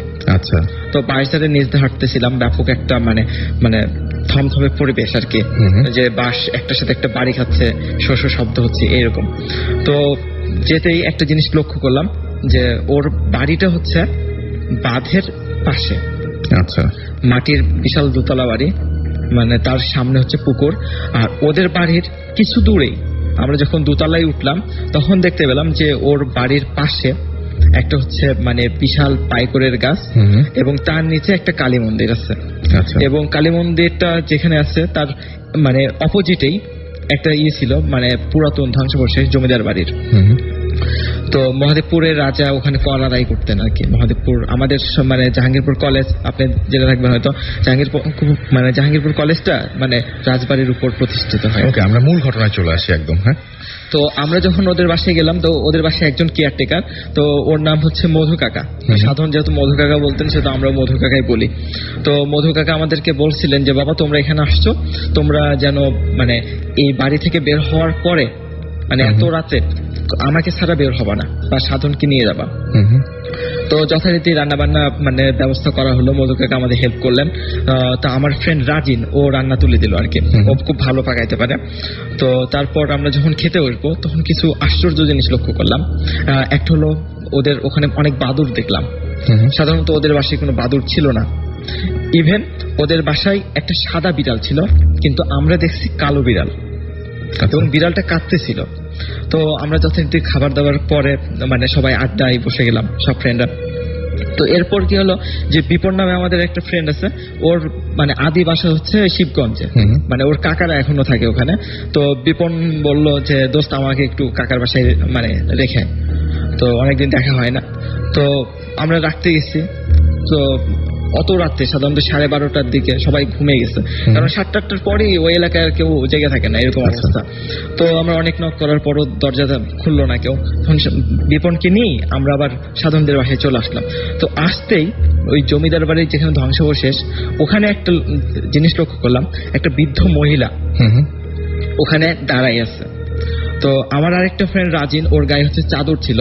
তো রাজিন বলল যে বুড়িমা আপনি চাদরটা নেন, আপনাকে ঠান্ডা লাগতেছে হয়তো। তো ওই বুড়ি কোনো কথাই বললো না ওখানে। তো আমি আর রাজিনকে টান দিলাম, দিয়ে বললাম যে দোস্ত তাড়াতাড়ি চলো। তো আমরা যথারীতি রুমে পৌঁছলাম। তো রুমে যাওয়ার পরে তো সবাই মিলে সিদ্ধান্ত নিলাম যে এক রুমে থাকবো, ঢালা বিছানা করা হয়েছে। তো এরকম সময় আমরা সবাই শুয়ে বসছি, মানে ঘুম আসতে আসতে এরকম একটা ভাব, মানে ঘুম চলে আসছে। তো এইরকম সময় মনে হলো যে কারোর কেউ আমাদের ডাকতেছে। তখন উঠলাম, উঠে দেখেছি মধু কাকা আমাদের ডাকতেছে। তো বলছিলাম, তো আমার এক ফ্রেন্ড বললো যে কাকা আপনি এত রাতে ডাকতেছেন। তো বলছে বাবা তোমরা কি কেউ খেজুরের রস খাবা? তো আমি বললাম যে কাকা এত রাতে খেজুরের রস? তো বলতেছে যে মানে গ্রামে আসছো, খেজুরের রস খাওয়ার তো সময় এখনই আসল টেস্টটা পাবা, সকালে তো অনেক দেরি হয়ে যাবে আর কি। তো আমরা লোভ সামলাতে পারলাম না, যথারীতি আমরা চলে গেলাম কাকার সাথে। তো আমরা যখন বাঁধের উপরে গেলাম তখন বেশ কয়েকটা খেজুরের গাছ দেখতে পেলাম। তার মধ্যে একটা গাছ অনেক উঁচু, মানে অনেক দূর থেকে গাছটা দেখা যায় আর কি। তো কাকা বললেন যে তোমরা দাঁড়াও বাবা, আমি রসটা নামাই হারি। কাকা এত দ্রুত গাছে উঠলেন আর নেমে গেলেন হাড়ি নিয়ে, মানে সবকিছু মনে হলো যে চোখের পলকে ঘটতেছে, এরকম একটা ঘটনা। তারপর তো আমি, আমার একটা ফ্রেন্ড ছিল বেশ পরহেজগার টাইপের, মানে ওকে নামাজ কালাম সবসময় পড়ে। তো ওকে জিজ্ঞেস করলাম যে কি ব্যাপার, এটা কি সম্ভব এত দ্রুত একজন মানুষ এত উপরে উঠবে আবার নামবে? তখন বলছে যে এই নিয়ে কথা বলো না, চুপ থাকো। তখন যথারীতি আমরা রস খেয়ে আমরা আবার এসে রুমে এসে যখন ঘুমাবো, তখন ওই এলাকায় বাঁধের ধারে বার্নির মেলা বসে। তো ওখানে একটা বালুর প্রান্তর নামে একটা মানে জায়গা আছে, মানে একটা জিনিস আছে, যেখানে বর্ষার সময় যখন বন্যার পানি ওঠে, তারপর পানিটা নেমে গেলে মানে এরকম শীতের সময় ওই জায়গা থেকে পানি ঝরে, ঝর্ণা, ন্যাচারাল ঝর্ণার মতো। তো বলতেছে চলো বাবা ওইটা দেখে আসি, তোমাদের দেখাই নিয়ে আসি, কালকে তোমরা চলে যাবা। তো বললাম যে কাকা এত রাতে যাবো না। তো আমার ফ্রেন্ড বলছে না এত রাতেই দেখবো জ্যোৎস্নার আলোতে কেমন লাগে। তখন আমরা যথারীতি কাকার সাথে গেলাম, কাকাকে অনুসরণ করলাম। তো আমার আরেকটা ফ্রেন্ড মিলন আর সাদ্দাম, ওরা হচ্ছে পরের দিন রাজশাহী যাবে। তো ওরা কাকাকে বলছিল যে কাকা ফজরের নামাজের পরে আগে আমাদেরকে ডেকে দেন। তো যাই হোক আমরা তো ওদেরকে বললাম যে তোরা যাবে কিনা, হচ্ছে না আমরা ঘুমাবো, কালকে সকালে উঠে যেতে হবে। তো ওরা থাকলো আর আমরা গেলাম। তো আমরা যখন গেলাম তখন দেখি যে একটা কুকুর, কয়েকটা কুকুর ছানা নিয়ে, প্রায় 10 থেকে 12টা কুকুর ছানা নিয়ে আমাদের সামনে দিয়ে চলে গেল। মানে আমি তখন অবাক হলাম যে একটা কুকুর সর্বোচ্চ মানে 6 থেকে 8টা আমি দেখছি, কিন্তু 10 থেকে 12টা মানে কুকুর ছানা আমি কখনো দেখিনি, মানে একটা কুকুরে। তারপর যেটা খেয়াল করলাম যে পাশে শ্মশান ছিল, শ্মশানে মানে আগুন জ্বলতেছিল। তো সাধারণত মরা লাশ পোড়ানোর পরে হয়তো ধ্বংসাবশেষ যে মানে কাঠগুলো ছিল সেগুলো পুড়তেছিল হয়তো। তারপর একটু ভয় ভয় লাগতেছিল, আচমকা সবকিছু ঘটতেছে। তারপর সবচেয়ে যেটা অবাক লাগছে সেটা হলো আমরা যখন সবাই ওইসব বালুর প্রান্ত দেখতেছিলাম, এরকম সময় দেখি যে আমাদের মানে চাঁদের আলোতে আমাদের সবার ছায়া দেখা যাচ্ছে, বাট ওই মধু কাকার ছায়া দেখা যাচ্ছে না। তো আমি আমার ওই ফ্রেন্ডকে বললাম যে মানে নামাজ কালাম পরে অল টাইম, তো ওকে বললাম যে কি ব্যাপার এরকম কেন হচ্ছে, ওনার তো ছায়া দেখা যাচ্ছে না। তো বলছে যে যাই হোক তুমি চুপ করে থাকো, কিছু বলো না, ভয় পেও না। তো অনেক মানে শক্ত হয়ে থাকলাম। তারপর ভয় লাগতেছিল, কারণ ওইরকম একটা জায়গায়, খোলা জায়গায়, নদীর ধার, তার মধ্যে মানে ওটাই কেমন যেন বিস্ময়কর যে সবার ছায়া দেখা যাচ্ছে, ওনার কেন যাচ্ছে না। এমন সময় আমার যে ফ্রেন্ড মিলন, সাধন, এরা মানে বাঁধের উপর থেকে আমাদেরকে ডাকতেছে, বলছে তোমরা এখানে কেন? তখন আমি বললাম যে তোরা এখানে আসছিস কেন? আমরা বালুর প্রান্ত দেখতে আসছি মধু কাকার সাথে, তোরা যা ঘুমা যা, তোরা তো আসবি না বলছিস। তো বলছে মধু কাকাকে কই পাইলি তোরা? তো বলছে, আমি বললাম যে মধু কাকা তো আমাদের সাথে। তারপর বলছে না মধু কাকা আমাদের, ওরা বলতেছে মধু কাকা আমাদের সাথে। তারপর আমি তাকায় দেখি যে মধু কাকা নাই, আমরা 6 জন দাঁড়ায়। তারপর খেয়াল করলাম যে মধু কাকা হচ্ছে ওদের সাথে। আচ্ছা, মধু কাকা যখন ওই ফজরের নামাজের আগে ওদেরকে ডাকতে গেছে তখন দেখছি তখন দেখছে যে আমরা নাই। তো এইরকম সময় ওদেরকে জিজ্ঞেস করছে, তখন ওরা বলছে যে কাকা আপনি তো ওদেরকে রস খাওয়াইতে নিয়ে গেলেন, বালুর প্রান্ত দেখাইতে নিয়ে গেলেন, ওরা কই? তখন মধু কাকা বলছে আমি তো বলছি যে সাধনকে ছাড়া কোথাও যাবা না, বা আমাকে মানে ছাড়া কোথাও যাবা না। তখন মানে ওরা তখন আমাদেরকে খুঁজতে আসছিল, আমাদেরকে পেয়ে যায়। এবং আমি তখন আমরা তো সবাই মানে স্তব্ধ হয়ে গেছি যে এটা কি ঘটতে যাচ্ছিল, খুবই স্বাভাবিক যে এরকম কাকা হারাই গেল। তারপর দেখি কাকা ওদের সাথে, মানে আমরা তো ভয়ে মানে এখনো ব্যাপারটা আমাদের কাছে ক্লিয়ার না, তবে পরে কিছু ইনফরমেশন পাইছিলাম। যে ইনফরমেশন হলো এরকম যে ওই ধ্বংসাবশেষ যে মানে জমিদার বাড়িটা ছিল ওখানে নাকি 2টা মানুষকে মানে কর দিতে পারে নাই, এই কারণে ফাঁসিতে ঝুলায় মারা হয়েছিল, এবং তাদের অতীত আত্মা নাকি এখনো ওই এলাকায় মানে এরকম ভাবে ঘুরে বেড়ায়। এবং মানুষকে কি মারতে না? মানুষকে মারে না, মানে তারা তো ইয়ে করে নাই আসলে, মানে এরকম ভাবে ভয় দেখায় আর কি। আমরা এই যে ঘটনাটা শুনলাম, এরকম টাইপের একটা ঘটনা আমার কাছে আরো একজন পাঠিয়েছিল, অনেক দূর থেকে এই ইমেলটি পাঠিয়েছেন, আমি পড়তে চাচ্ছি। যে এই ঘটনাগুলো আসলে অনেকটা এরকম মানে কি বলবো যে অবিশ্বাস্য শোনায়, কিন্তু এই ঘটনাগুলোর কয়েকটা ইমেল আমার কাছে আছে, তার মধ্যে আমি একটা পড়ছি। In fact new degree government college Rajshahi থেকেও আমাকে এইরকম ধরনের একটা ঘটনা পাঠিয়েছেন সাদ। আর একটা ঘটনা পাঠিয়েছেন এই টাইপেরই ঘটনা আমাকে লিখেছেন যে রানা ফ্রম ইটালি, এবং তিনি বলছেন যে আমি ভূত এফএমের একজন রেগুলার লিসনার, আমি লাইফে কয়েকটা ভয়ঙ্কর এক্সপিরিয়েন্স আছে যা এখনো আমাকে পীড়া দেয়, পসিবল হলে আপনি শোনাবেন।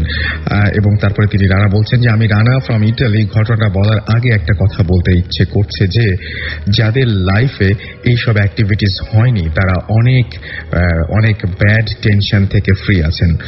যাই হোক, আমি যে ফ্ল্যাটে থাকতাম সেটা তার বস এবং তার বসের নাম হচ্ছে ফ্রান্সিসকো, এবং তিনি বলছেন যে তার ফ্ল্যাট ছিল এবং সে আমাকে অনেক লাইক করত বিধায় ওই ফ্ল্যাটটা আমার ওপর ছেড়ে দিয়েছিলেন। আমি 2009 সেপ্টেম্বরে ওখানে শিফট করি এবং ফ্ল্যাটটা অনেক বড়, আমি জাস্ট একটা বেডরুম ইউজ করতাম আর পুরো ফ্ল্যাটটি ফাঁকা ছিল।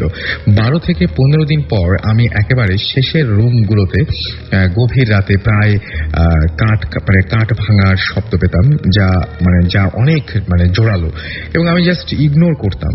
বলে রাখি আমার বসের ওয়াইফ মারিয়া চেক রিপাবলিকের সিটিজেন ছিল এবং সে প্রতি বছর 2 মাস অন্তর অন্তর ইটালি আসতো এবং 1 মাস থাকতো। সেদিন ছিল 22 ডিসেম্বর 2011।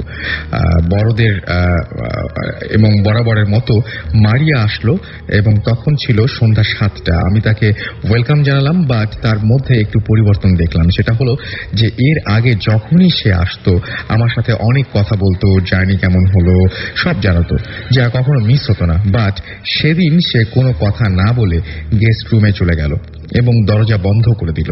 আমি মনে করলাম যে জার্নি করে এসেছে, অনেক টায়ার্ড, আমি তাকে ডিস্টার্ব করলাম না। কয়েক ঘন্টা পরেও যখন সে বের হচ্ছিল না তখন আমি তাকে ডাক দিলাম এবং কয়েকবার তাকে ডাক দিলাম। তখন রাত 11টা থেকে 11:30 মিনিট হবে, বাট কোনো রেসপন্স পেলাম না।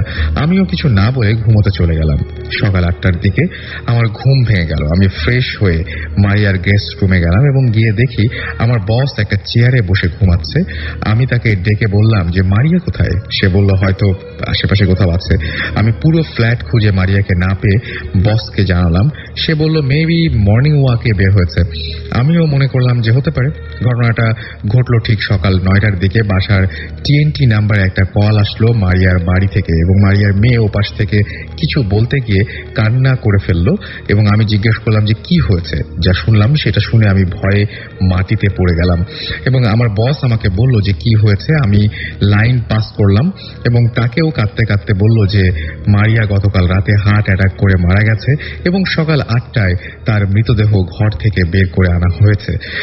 এবং সে আমাকে বলল যে তাহলে রাতে যে মারিয়া ছিল, যেহেতু সকাল 8টার সময় ডেড বডি পাওয়া গেছে ঘর থেকে, তাহলে যে মারিয়ার সাথে রাতের বেলায় দেখা হয়েছিল সেই মারিয়াটা কে ছিল? এবং এই ঘটনার পরে 10 জানুয়ারি তিনি দেশে চলে আসেন। এরপরেও তিনি বলছেন যে আমার লাইফে আরেকটা ঘটনা ঘটেছে, আশা করি সেই ঘটনাটাও আমি পাঠাবো এবং আশা করি আমরাও সেটা পড়বো। এবং এরকম অদ্ভুত ঘটনা ঘটে কিন্তু, যে মৃত মানুষ, আমরা এর আগেও এরকম ঘটনা শুনেছি, মৃত মানুষের সাথে হঠাৎ করে দেখা হয়ে যায় খুব অস্বাভাবিক কোনো একটা কারণে। আমাদের সঙ্গে আরো একজন গেস্ট রয়েছেন, সেই গেস্টের ঘটনা আমরা শুনবো। তার আগে আমরা কিছু SMS পড়বো। মাহমুদ সজীব আমাদের SMS করেছেন, রনি আমাদের SMS করেছেন আকিব হিমন বরিশাল থেকে, SMS করেছেন দিগন্ত সিদ্দিক আমাদেরকে রাজশাহী থেকে। এছাড়াও আমাদেরকে SMS করেছেন দেখতে পাচ্ছি তাফুর, বলছেন রাসেল ভাই কেমন আছেন, এবং তিনি বলছেন যে ভৌতিস টিম কোথায়। ভৌতিস টিম ডেফিনেটলি কিছুদিনের মধ্যে জয়েন করবে আমরা আশা করি। চট্টগ্রাম থেকে আমাদেরকে কিডন্যাপার ফয়সাল বলছেন আর কয়টা SMS পাঠাবো। না, আপনার SMS কয়টা পাঠাবেন তা আমি বলতে পারছি না, কিন্তু আপনার SMS আমি পড়ে ফেলেছি এটুকু বলতে পারি। তানভীর আমাকে লিখেছেন যে আমার বোন মা একসাথে বারান্দায় বসে বসে ভূত FM শুনছি, আজকের কাহিনীগুলো জোশ হচ্ছে। আর পিঙ্কি আমাকে লিখেছেন যাত্রাবাড়ির ওয়াবদা কলোনি থেকে যে আমি ভূত FM শুনছি, অনেক পছন্দ করি। রাসেল চট্টগ্রাম মেডিকেল কলেজ থেকে লিখেছেন ভাইয়া আমি আপনার সঙ্গে আছি। সিলেট থেকে মৌমিতা লিখেছেন আই লাইক ভূত FM। তাসিন গোপালপুর লালপুর থেকে আমাদের SMS পাঠিয়েছেন। নরিন শর্মা নিশু মাহি রিমা সিলেট থেকে লিখেছেন। এছাড়াও আমাদেরকে রনি আমাদের SMS করেছেন, স্টুডেন্ট অফ বুয়েট তাই লিখেছেন, এবং তিনি বলছেন আমি একা শুনছি তাই অনেক মজা পাচ্ছি। উর্মি আমাদের লিখেছেন এবং উর্মি বলছেন মিরপুর থেকে ভাইয়া ভূত FM শুনতে অনেক ভালো লাগে, পুরো সপ্তাহ ভূত FM এর জন্য ওয়েট করি। আপনারা যত বেশি ঘটনা পাঠাবেন তত বেশি এটার আরো বেশি এপিসোড বাড়ানোর সম্ভাবনা বাড়বে এবং সেই ঘটনাগুলো অবশ্যই খুব ভালো হতে হবে। শিবলু আমাদের লিখেছেন যে তিনি হচ্ছে ভূতের একমাত্র বউ।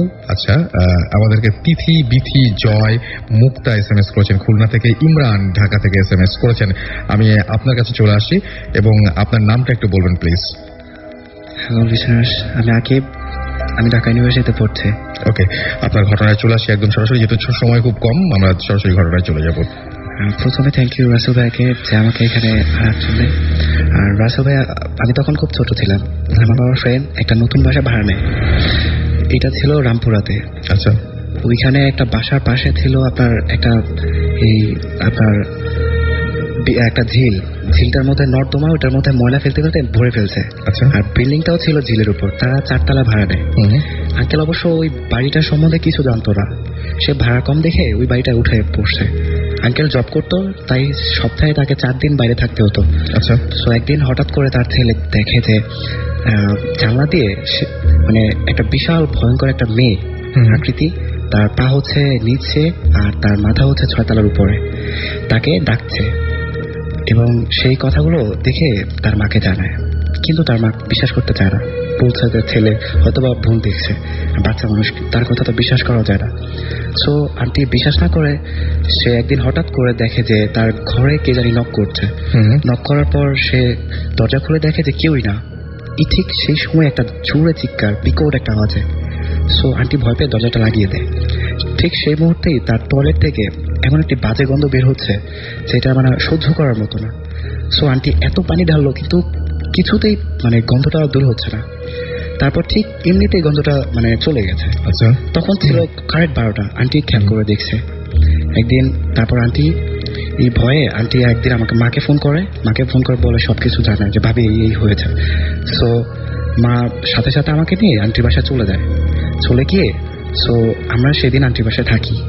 থেকে মার ওই দিন আমরা ঘুমাই না, ওই দিন আমরা সবকিছু মানে রাতে আমরা মানে ঘুমানোর ভান করে সব জেগে থাকি, দেখবো কি হয়। তখন আমিও ছোট ছিলাম, মা বলছে আমাকে যে তুমি ঘুমিয়ে পড়ো, কিন্তু আমি ঘুমাতে চাইনি, আমি চিন্তা করেছি যে একটা এক্সাইটিং একটা ব্যাপার যে আমি দেখবো, ভূত দেখবো। তখন আমি খুব ছোট, তখন দেখলাম যে এটা সত্যি যে একটা কালো করে কুচকুচে কালো সাদা কাপড় পরা একটা মেয়ে দাঁড়িয়ে তাকে ডাকছে। সো এটা আমি নিজের চোখে দেখেছি। দেখার পর তো আমি তো ভয়ে মানে আমার সাথে সাথে জ্বর এসে পড়েছে। সকালবেলা মা উঠে আন্টিকে বলে যে তোমাদের এই বাসায় থাকার দরকার নেই, তোমরা আমার সাথে চলো, আমার বাসায় থাকবে যতদিন আর অন্য বাসা না পাও।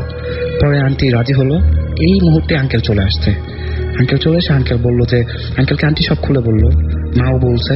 পরে আঙ্কেল বললো, আঙ্কেল বিলিভ করেনি, আঙ্কেল বলছে আর এগুলা আঙ্কেল তাও আবার ভূতের ব্যাপারে কিছু বিশ্বাস করে না।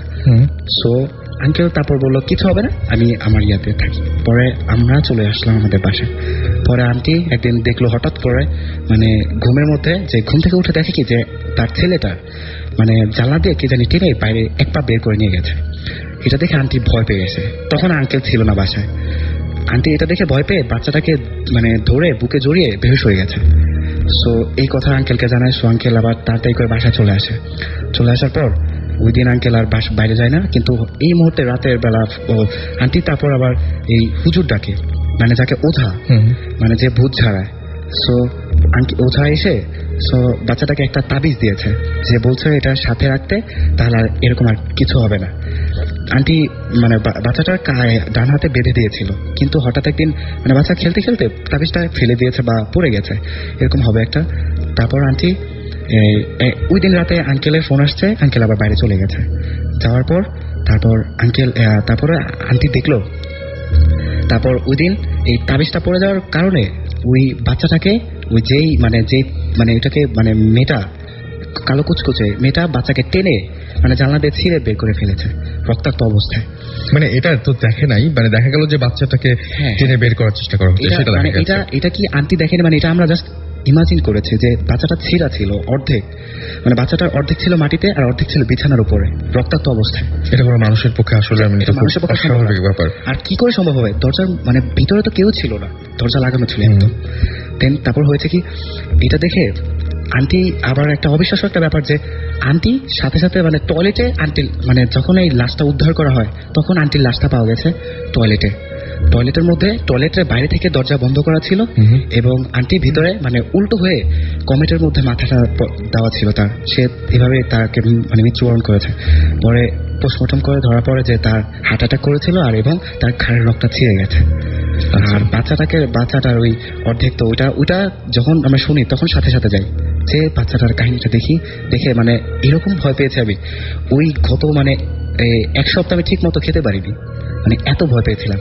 তারপর আস্তে আস্তে মানে পরিবেশ খুব হতে থাকে। দেন পরবর্তীতে আঙ্কেল এই ব্যাপারে কি হয়েছে কাহিনীটা জানার জন্য যে কি হয়েছিল, তখন আমারও একটু ছিল। মা তারপরে বাড়িওয়ালার বাসায় গিয়েছিল। বাড়িওয়ালা অ্যাকচুয়ালি ওই বাসায় থাকতো না। ওই ঘটনাটা ঘটেছিল যে এই রাতের বেলা 12টার সময় যে একটা চিৎকার দিত, এই চিৎকারটা ছিল বাড়িওয়ালার মেয়ে একদিন হঠাৎ করে রাতে, মানে তখন ছিল রাতের কখনো এটা কেউ বলতে পারে না, কিন্তু রাতের বেলা বাড়িওয়ালার মেয়েটা একা ছাদের উপর চলে যায়। ছাদের উপর চলে যাওয়ার পর তারপর হঠাৎ করে একটা চিৎকার আওয়াজ পায়। তারা সবাই দৌড়ে যে দেখে যে বাড়িওয়ালার মেয়েটা নিচে পড়ে মানে কাটা তারের বেড়ার সাথে জড়িয়ে রয়েছে, মারা গেছে।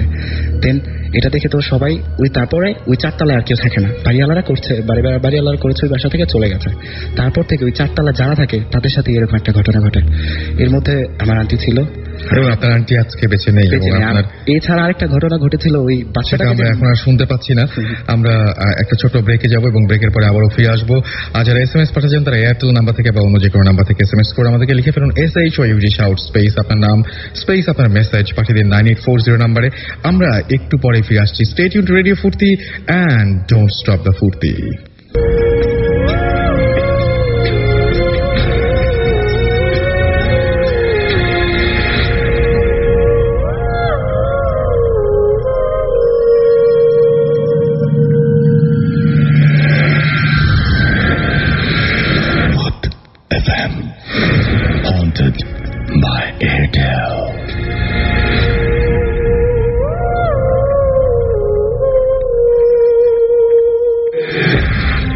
শুনছেন ভূত FM হন্টেড বাই এয়ারটেল। সাথে আছি রাসেল। আমাকে SMS করেছেন অভি, মহিব, মাসুম, সজীব খুলনা থেকে, জুই আমাকে SMS করেছেন, লিখেছেন দারুণ লাগছে। হীরা, দীপ্তি, সুমন ময়মনসিং থেকে আমাদের SMS করেছেন শাহরিয়ার বাগেরহাট থেকে। এছাড়াও মাধব আমাদেরকে SMS করেছেন শাম্মী, SMS করেছেন মোহাব্বত, SMS করেছেন হাসনাত চাঁদপুর থেকে। এছাড়াও SK রনি আরো একবার SMS করেছেন আমাদেরকে SMS করেছেন জামাল, SMS করেছেন আমাদেরকে মেটালিকা অর্ণব ফ্রম পটুয়াখালী। রাসেল ভাই আপনি আচ্ছা ভূত FM পেতনি FM শুরু করছি, তিনি তাই বলেছেন আর কি, এবং তিনি একটা রেডিও স্টেশনের একটা আইডিয়া দিয়েছেন সেটার জন্য। গ্লোরি আমাকে লিখেছেন সেগুন বাগিচা থেকে যে আমি আমার কাজিন সাফা ভূত FM অনেক লাভ করি, থ্যাংক ইউ সো মাচ আমাদের সঙ্গে থাকার জন্য। লাবণী উত্তরা থেকে লিখেছেন আমার অনেক ভয় লাগছে বাট এনজয় করছি। স্বপন লিখেছেন খিলকা থেকে আমাদের SMS করেছেন। চলে যাব ঘটনায় এবং আমাদের সঙ্গে আরো একজন গেস্ট রয়েছেন, তার কাছে ঘটনা শুনবো। কি নাম আপনার? Hello dear listeners, this is Mehdi. From pack and আজকে আমি একটা হন্টেড হাউসের ঘটনা শেয়ার করতে যাচ্ছি। সেটা হচ্ছে বাসার ক্লেম ছিল যেটা যে বাসার মধ্যে 1 বছরের বেশি কেউ স্টে করতে পারে না, বাট আনফর্চুনেটলি ঘটনাটা যার কাছ থেকে শোনা হয়েছে তারা আনফর্চুনেটলি ওই বাসায় 1.5 বছর যাবত ছিল। সো ওই বাসায় যখন তারা নতুন নতুন শিফট হয়েছিল তখন ওই বাসায় জাস্ট একটা স্পেসিফিক রুম ছিল। এই রুমটাতে বাসার তার মেয়ে এবং তার হাজব্যান্ড এবং 2 চিলড্রেন তারা রুমটাতে শিফট হয়েছিল। সো ওই রুমটাতে যখন শিফট হওয়ার পরে তারা মানে একটা স্পেসিফিক টাইম, দ্যাট মিনস 2টা থেকে 3টার ভিতরে আর কি তাদের ঘুম ভেঙে যায় এবং তাদের বাসার ঠিক পাশে ছিল একটি আঙুর গাছ, যেটার দিকে তাদের চোখ যায় এবং চোখ গেলে দেখা যেত যেটা যে একটা শ্যাডো, ব্ল্যাক শ্যাডো, যেটা উইন্ডো জানালার লেফট সাইড থেকে রাইট সাইড এবং রাইট সাইড থেকে লেফট সাইড একটা মানে হিউম্যান শেপ আসা যাওয়া করতে মানে খুব স্পিডে। দ্যাট মিন্স রেগুলারই ঘুম ভাঙতো একটা সময় এবং রেগুলারই ওই আঙুর গাছটার দিকেই চোখ যেত। হ্যাঁ সেটাই। Okay fine. অ্যান্ড প্রথমে জিনিসটা এক্সপিরিয়েন্স করে আর কি ওই আপু, দেন আর কি তার হাজবেন্ড, বাট তার জিনিসটা ফানি হবে বিধায় আর কি ফ্যামিলি কারোর সাথে এক্সপিরিয়েন্স করেনি, মানে সরি এক্সপ্রেস করেনি, শেয়ার করেনি। বাট একদিন আপু আর কি ঘুম ভেঙে দেখলো যে শ্যাডোটা তারা ডেলি দেখতো সেই শ্যাডোটা ঘরের বাইরে না, তাদের বাসার ভিতরে, এবং তিনি খুব ভয় পেয়ে যায় এবং সেটা তিনি ফ্যামিলি মেম্বারদেরকে ডেকে বলে। সো ডেকে বলার পরে তারা বাড়িওয়ালার কাছে রিকোয়েস্ট করে যে আপনারা গাছটি কেটে ফেলেন, গাছটি এরকম মানে হয়তো কোনো জিন বা কোনো কিছু থাকতে পারে। সো বাড়িওয়ালার কাছে খুব রিকোয়েস্ট করার পরে তারা গাছটি কাটতে রাজি হয়ে যায় এবং গাছটি কেটে ফেলে। বাট গাছটি কাটার আগের রাত্রে আপুকে স্বপ্ন দেখানো হয় যে তোমরা যদি গাছটি কেটে ফেলো তাহলে আর কি তোমার ফ্যামিলি মেম্বার বা তোমার চিলড্রেন্সে কোনো ক্ষতি হতে পারে। অ্যান্ড তারা তারপর আর কি নিজেদের ভয় কাটানোর জন্য গাছটি কাটিয়ে ফেলে এবং গাছের শিকড়টা উঠিয়ে গরম পানি ঢেলে দেয়। সো অ্যাজ উই নো যেটা যে শিকড় উঠিয়ে যদি গরম পানি ঢেলে দেওয়া হয় ওই জায়গায় গাছ ওঠে না। বাট উইদিন 1.5 মাসের ভিতরে যেটা গাছটি ওঠে এবং খুব বড়ভাবে উঠে এবং ডালপালা যেটা যে তার বাসার জানলার ভিতর দিয়ে বাসার ভিতরে ঢুকে যায়। তারপর আবার ওই যে শ্যাডো দেখার অ্যাজ ইউজুয়াল ঘটনা চলতে থাকে এবং তারা বাড়িওয়ালাকে খুব রিকোয়েস্ট করে সেকেন্ড টাইম গাছটি কাটিয়ে ফেলে। বাট সেকেন্ড টাইম ঘটনাটা আবার রিপিট হয়েছে, যেটা রিপিট হয়েছে সেটা হচ্ছে যেটা যে তাদেরকে আবারও স্বপ্ন দেখানো হয় যদি গাছ কেটে ফেলা হয় তা ফ্যামিলি যে কোনো মেম্বারের কোনো খুব ক্ষতি হবে আর কি। আচ্ছা, কিন্তু তারা ভয়ের জন্য জিনিসটা বারবার কেটে ফেলছে। সো যেটা যে কেটে ফেলার পরে তাদের বাসায় বেশ কয়েকটা চিলড্রেন ছিল। সো ওই আপুরই সব ছোট মেয়ে, ওই 5 বছর বয়সে। সো ওই মেয়েটা আস্তে আস্তে মেয়েটার মধ্যে কিছু ওয়েয়ার্ড এক্সপিরিয়েন্স দেখা যায়, যেটা যে মেয়েটা বাসা যত সব ছোট বাচ্চা আছে তাদের সাথে খেলা ছেড়ে সেপারেটলি খেলতে থাকে এবং একা একা কথা বলতে থাকে এবং রাতের বেলা ঘুম ভেঙে ওই জানলা দিকে তাকিয়ে থাকে, জানলা দিকে খেলতে থাকে। আচ্ছা, এন্ড বাচ্চাটা অ্যাক্টিভিটিসে বাড়তে এত খুব বেশি বেড়ে গেছে যে বাচ্চাটা বেশ কয়েকদিন 5 বছরের বাচ্চা সে বাসার মেইন ডোর ওপেন করে সে বাসার বাইরে ওই আঙুর গাছটা স্পেসিফিক কোনায় বসে সে অন্ধকারে খেলতে থাকে। সো এটা আর কি ফ্যামিলি মেম্বাররা খুব একটু টেনসড এবং বাচ্চারা কার সাথে খেলে সেটা যদি কোনো মেম্বাররা জিজ্ঞেস করে তাহলে সে কোনো অ্যান্সার দেয় না। বাট একদিন হেড অফ দ্য ফ্যামিলি যে ছিল সে জিজ্ঞেস করেছিল যে তুমি কার সাথে খেলো, সে অ্যান্সার দিল যে আমি একজনের সাথে খেলি, বাট কার সাথে খেলে সেটা আর কি কোনো অ্যান্সার দেওয়া হয়নি। সো এটা কোনো অ্যান্সার দেওয়া হয়নি। সো তারা খুব এরকম অনেক রকম অ্যাক্টিভিটিসে তারা টেনসড হয়ে তারা হুজুরকে ডেকে আনে এবং হুজুরের সাথে কথা বলে বাসাটা বন্ধ করে দেয়। এবং এটার পরে শুরু হয় যেটা যে বাচ্চাটা আস্তে আস্তে তার কথা বলার শক্তি এবং চলাফেরা এবং খাওয়া দাওয়া সবকিছু আর কি হারিয়ে ফেলে। So according to medical science তাকে যখন ডাক্তারের সাথে কনসাল্ট করানো হয় তখন বলা হয়েছে যেটা যে বাচ্চাটি এসএসপি ডিসঅর্ডার এফেক্টেড। বাট হুজুর যেটা বলেছে যেটা যে গাছটা কাটার ফলে গাছে যে প্রেজেন্সটা ছিল সেই প্রেজেন্সটা আর কি তাদেরকে ক্ষতি করেছে, বাট গাছটি না কাটা হলে তাদেরকে কোনো ক্ষতি করতো না। সো এটা ছিল আমার স্টোরি। ওকে, সো এই বাচ্চাটার মধ্যে কিছু চেঞ্জ আসে আপনি বলেছিলেন, বাচ্চাটা ধীরে ধীরে অন্যরকম হয়ে যায়, রাইট? কি পরিবর্তন এসেছিল তার মধ্যে? বাচ্চাটি কথা বলার শক্তি হারিয়ে ফেলে, ইভেন এখনো পর্যন্ত সে কথা বলতে পারে না এবং যেটা যে তার চলাফেরা বা খাওয়া দাওয়া সবকিছু আর কি মানে অ্যাজ লাইক যেটা যে মানুষ যদি প্যারালাইজ থাকে ওরকম আর কি বাচ্চাটা। কেন এরকম হয়েছিল বলে মনে করেন? এই যে আঙ্গুর গাছ প্রতিদিন একটা মানুষের একই সময়ে ঘুম ভাঙবে, একটা দিকে চোখ যাবে এবং একটা কিছু উইয়ার্ড একটা কিছু দেখবে যে রুমের এক পাশ থেকে আরেক পাশে একটা শ্যাডো চলে যাবে, এটার পেছনে কোনো কারণ আছে? জানা গেছে কিছু? এটার পিছনে তারা জাস্টিফাই করার চেষ্টা করেছিল। ইভেন আসলে বিষয়টা হচ্ছে যে বাসার যে ল্যান্ডলর্ড তারাও আসলে অ্যাকচুয়াল ল্যান্ডলর্ড না। ওই অ্যাকচুয়াল ল্যান্ডলর্ড যে ছিল সে সামহাও মানে অ্যাক্সিডেন্টে মারা যায় এবং তাদের দূর সম্পর্কের আত্মীয়রা আর কি ওই জায়গায় এখন ল্যান্ডলর্ড হিসেবে থাকে। তারা আর কি পুরা হোল যে স্টোরিটা সেটা আমাদের সাথে মানে শেয়ার করতে পারে না। অলরাইট, আচ্ছা, রিয়াদ আমাদের এসএমএস করেছেন ফ্রম বেলাবো নারসিংদী থেকে যে রাসেল ভাই আমি একা ভূত এফএম শুনছি। ময়মনসিং থেকে পূজা আমাদের এসএমএস করেছেন, প্রতিবার এসএমএস করি। আচ্ছা, কয়টা এসএমএস পাঠালে আমার এসএমএসটা পড়বেন ভাইয়া?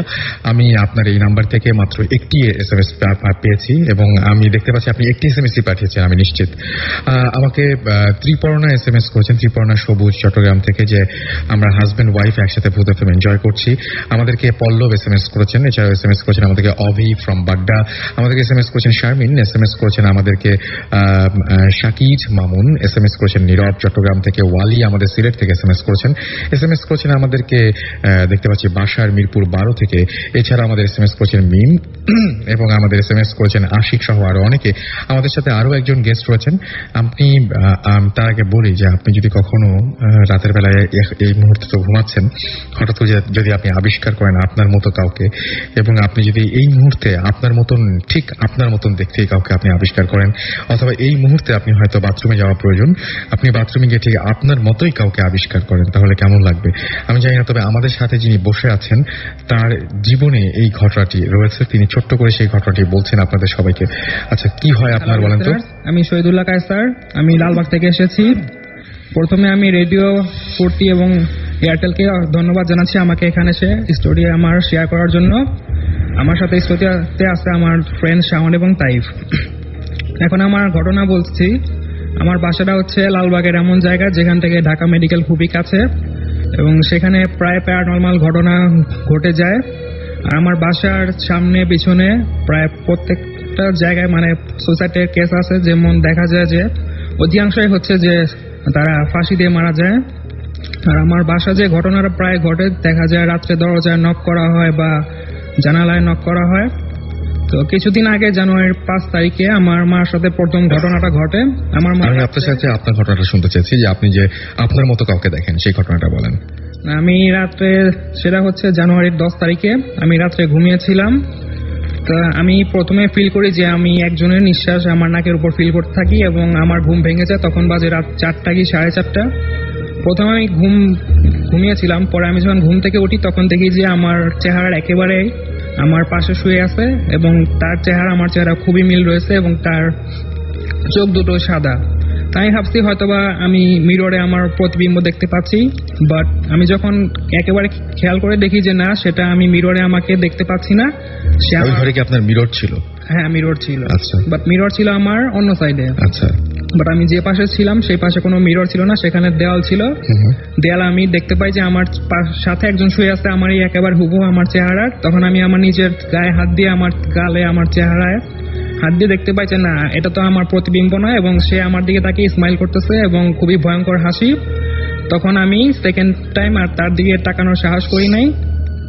যখন ফজরের আজান দেয়া হয় সাথে সাথে আমি পিছনে ঘুরে দেখি যে সে আমার যে সাথে শুয়েছিল আমারই চেহারা একজন, সে ভ্যানিশ হয়ে গেছে।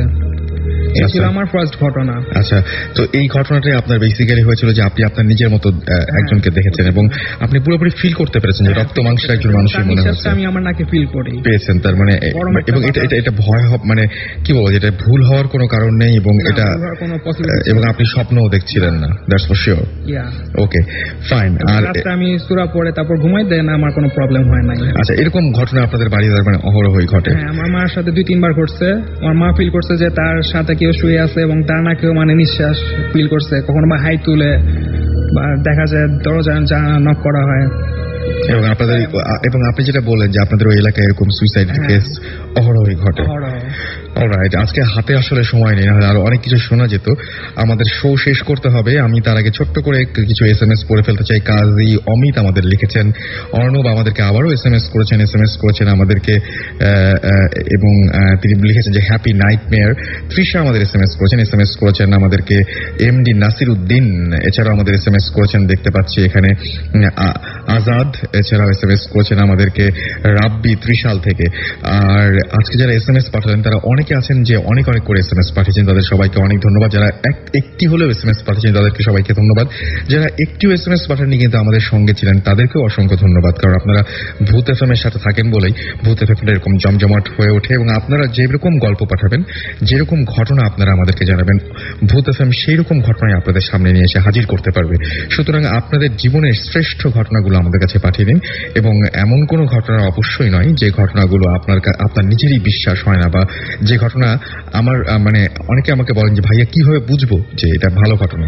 আসলে এটা বোঝার খুব একটা সহজ উপায় আছে, যে আপনি যে ঘটনাটি আমাকে পাঠাচ্ছেন সেই ঘটনাটি যদি কেউ আপনাকে পড়ে শোনাতো বা আপনাকে যদি সেই ঘটনাটি কেউ বলতো, তাহলে আপনার শুনতে কেমন লাগতো। এটা হচ্ছে সবচাইতে সহজ উপায় ভালো ঘটনা বেছে বের করার।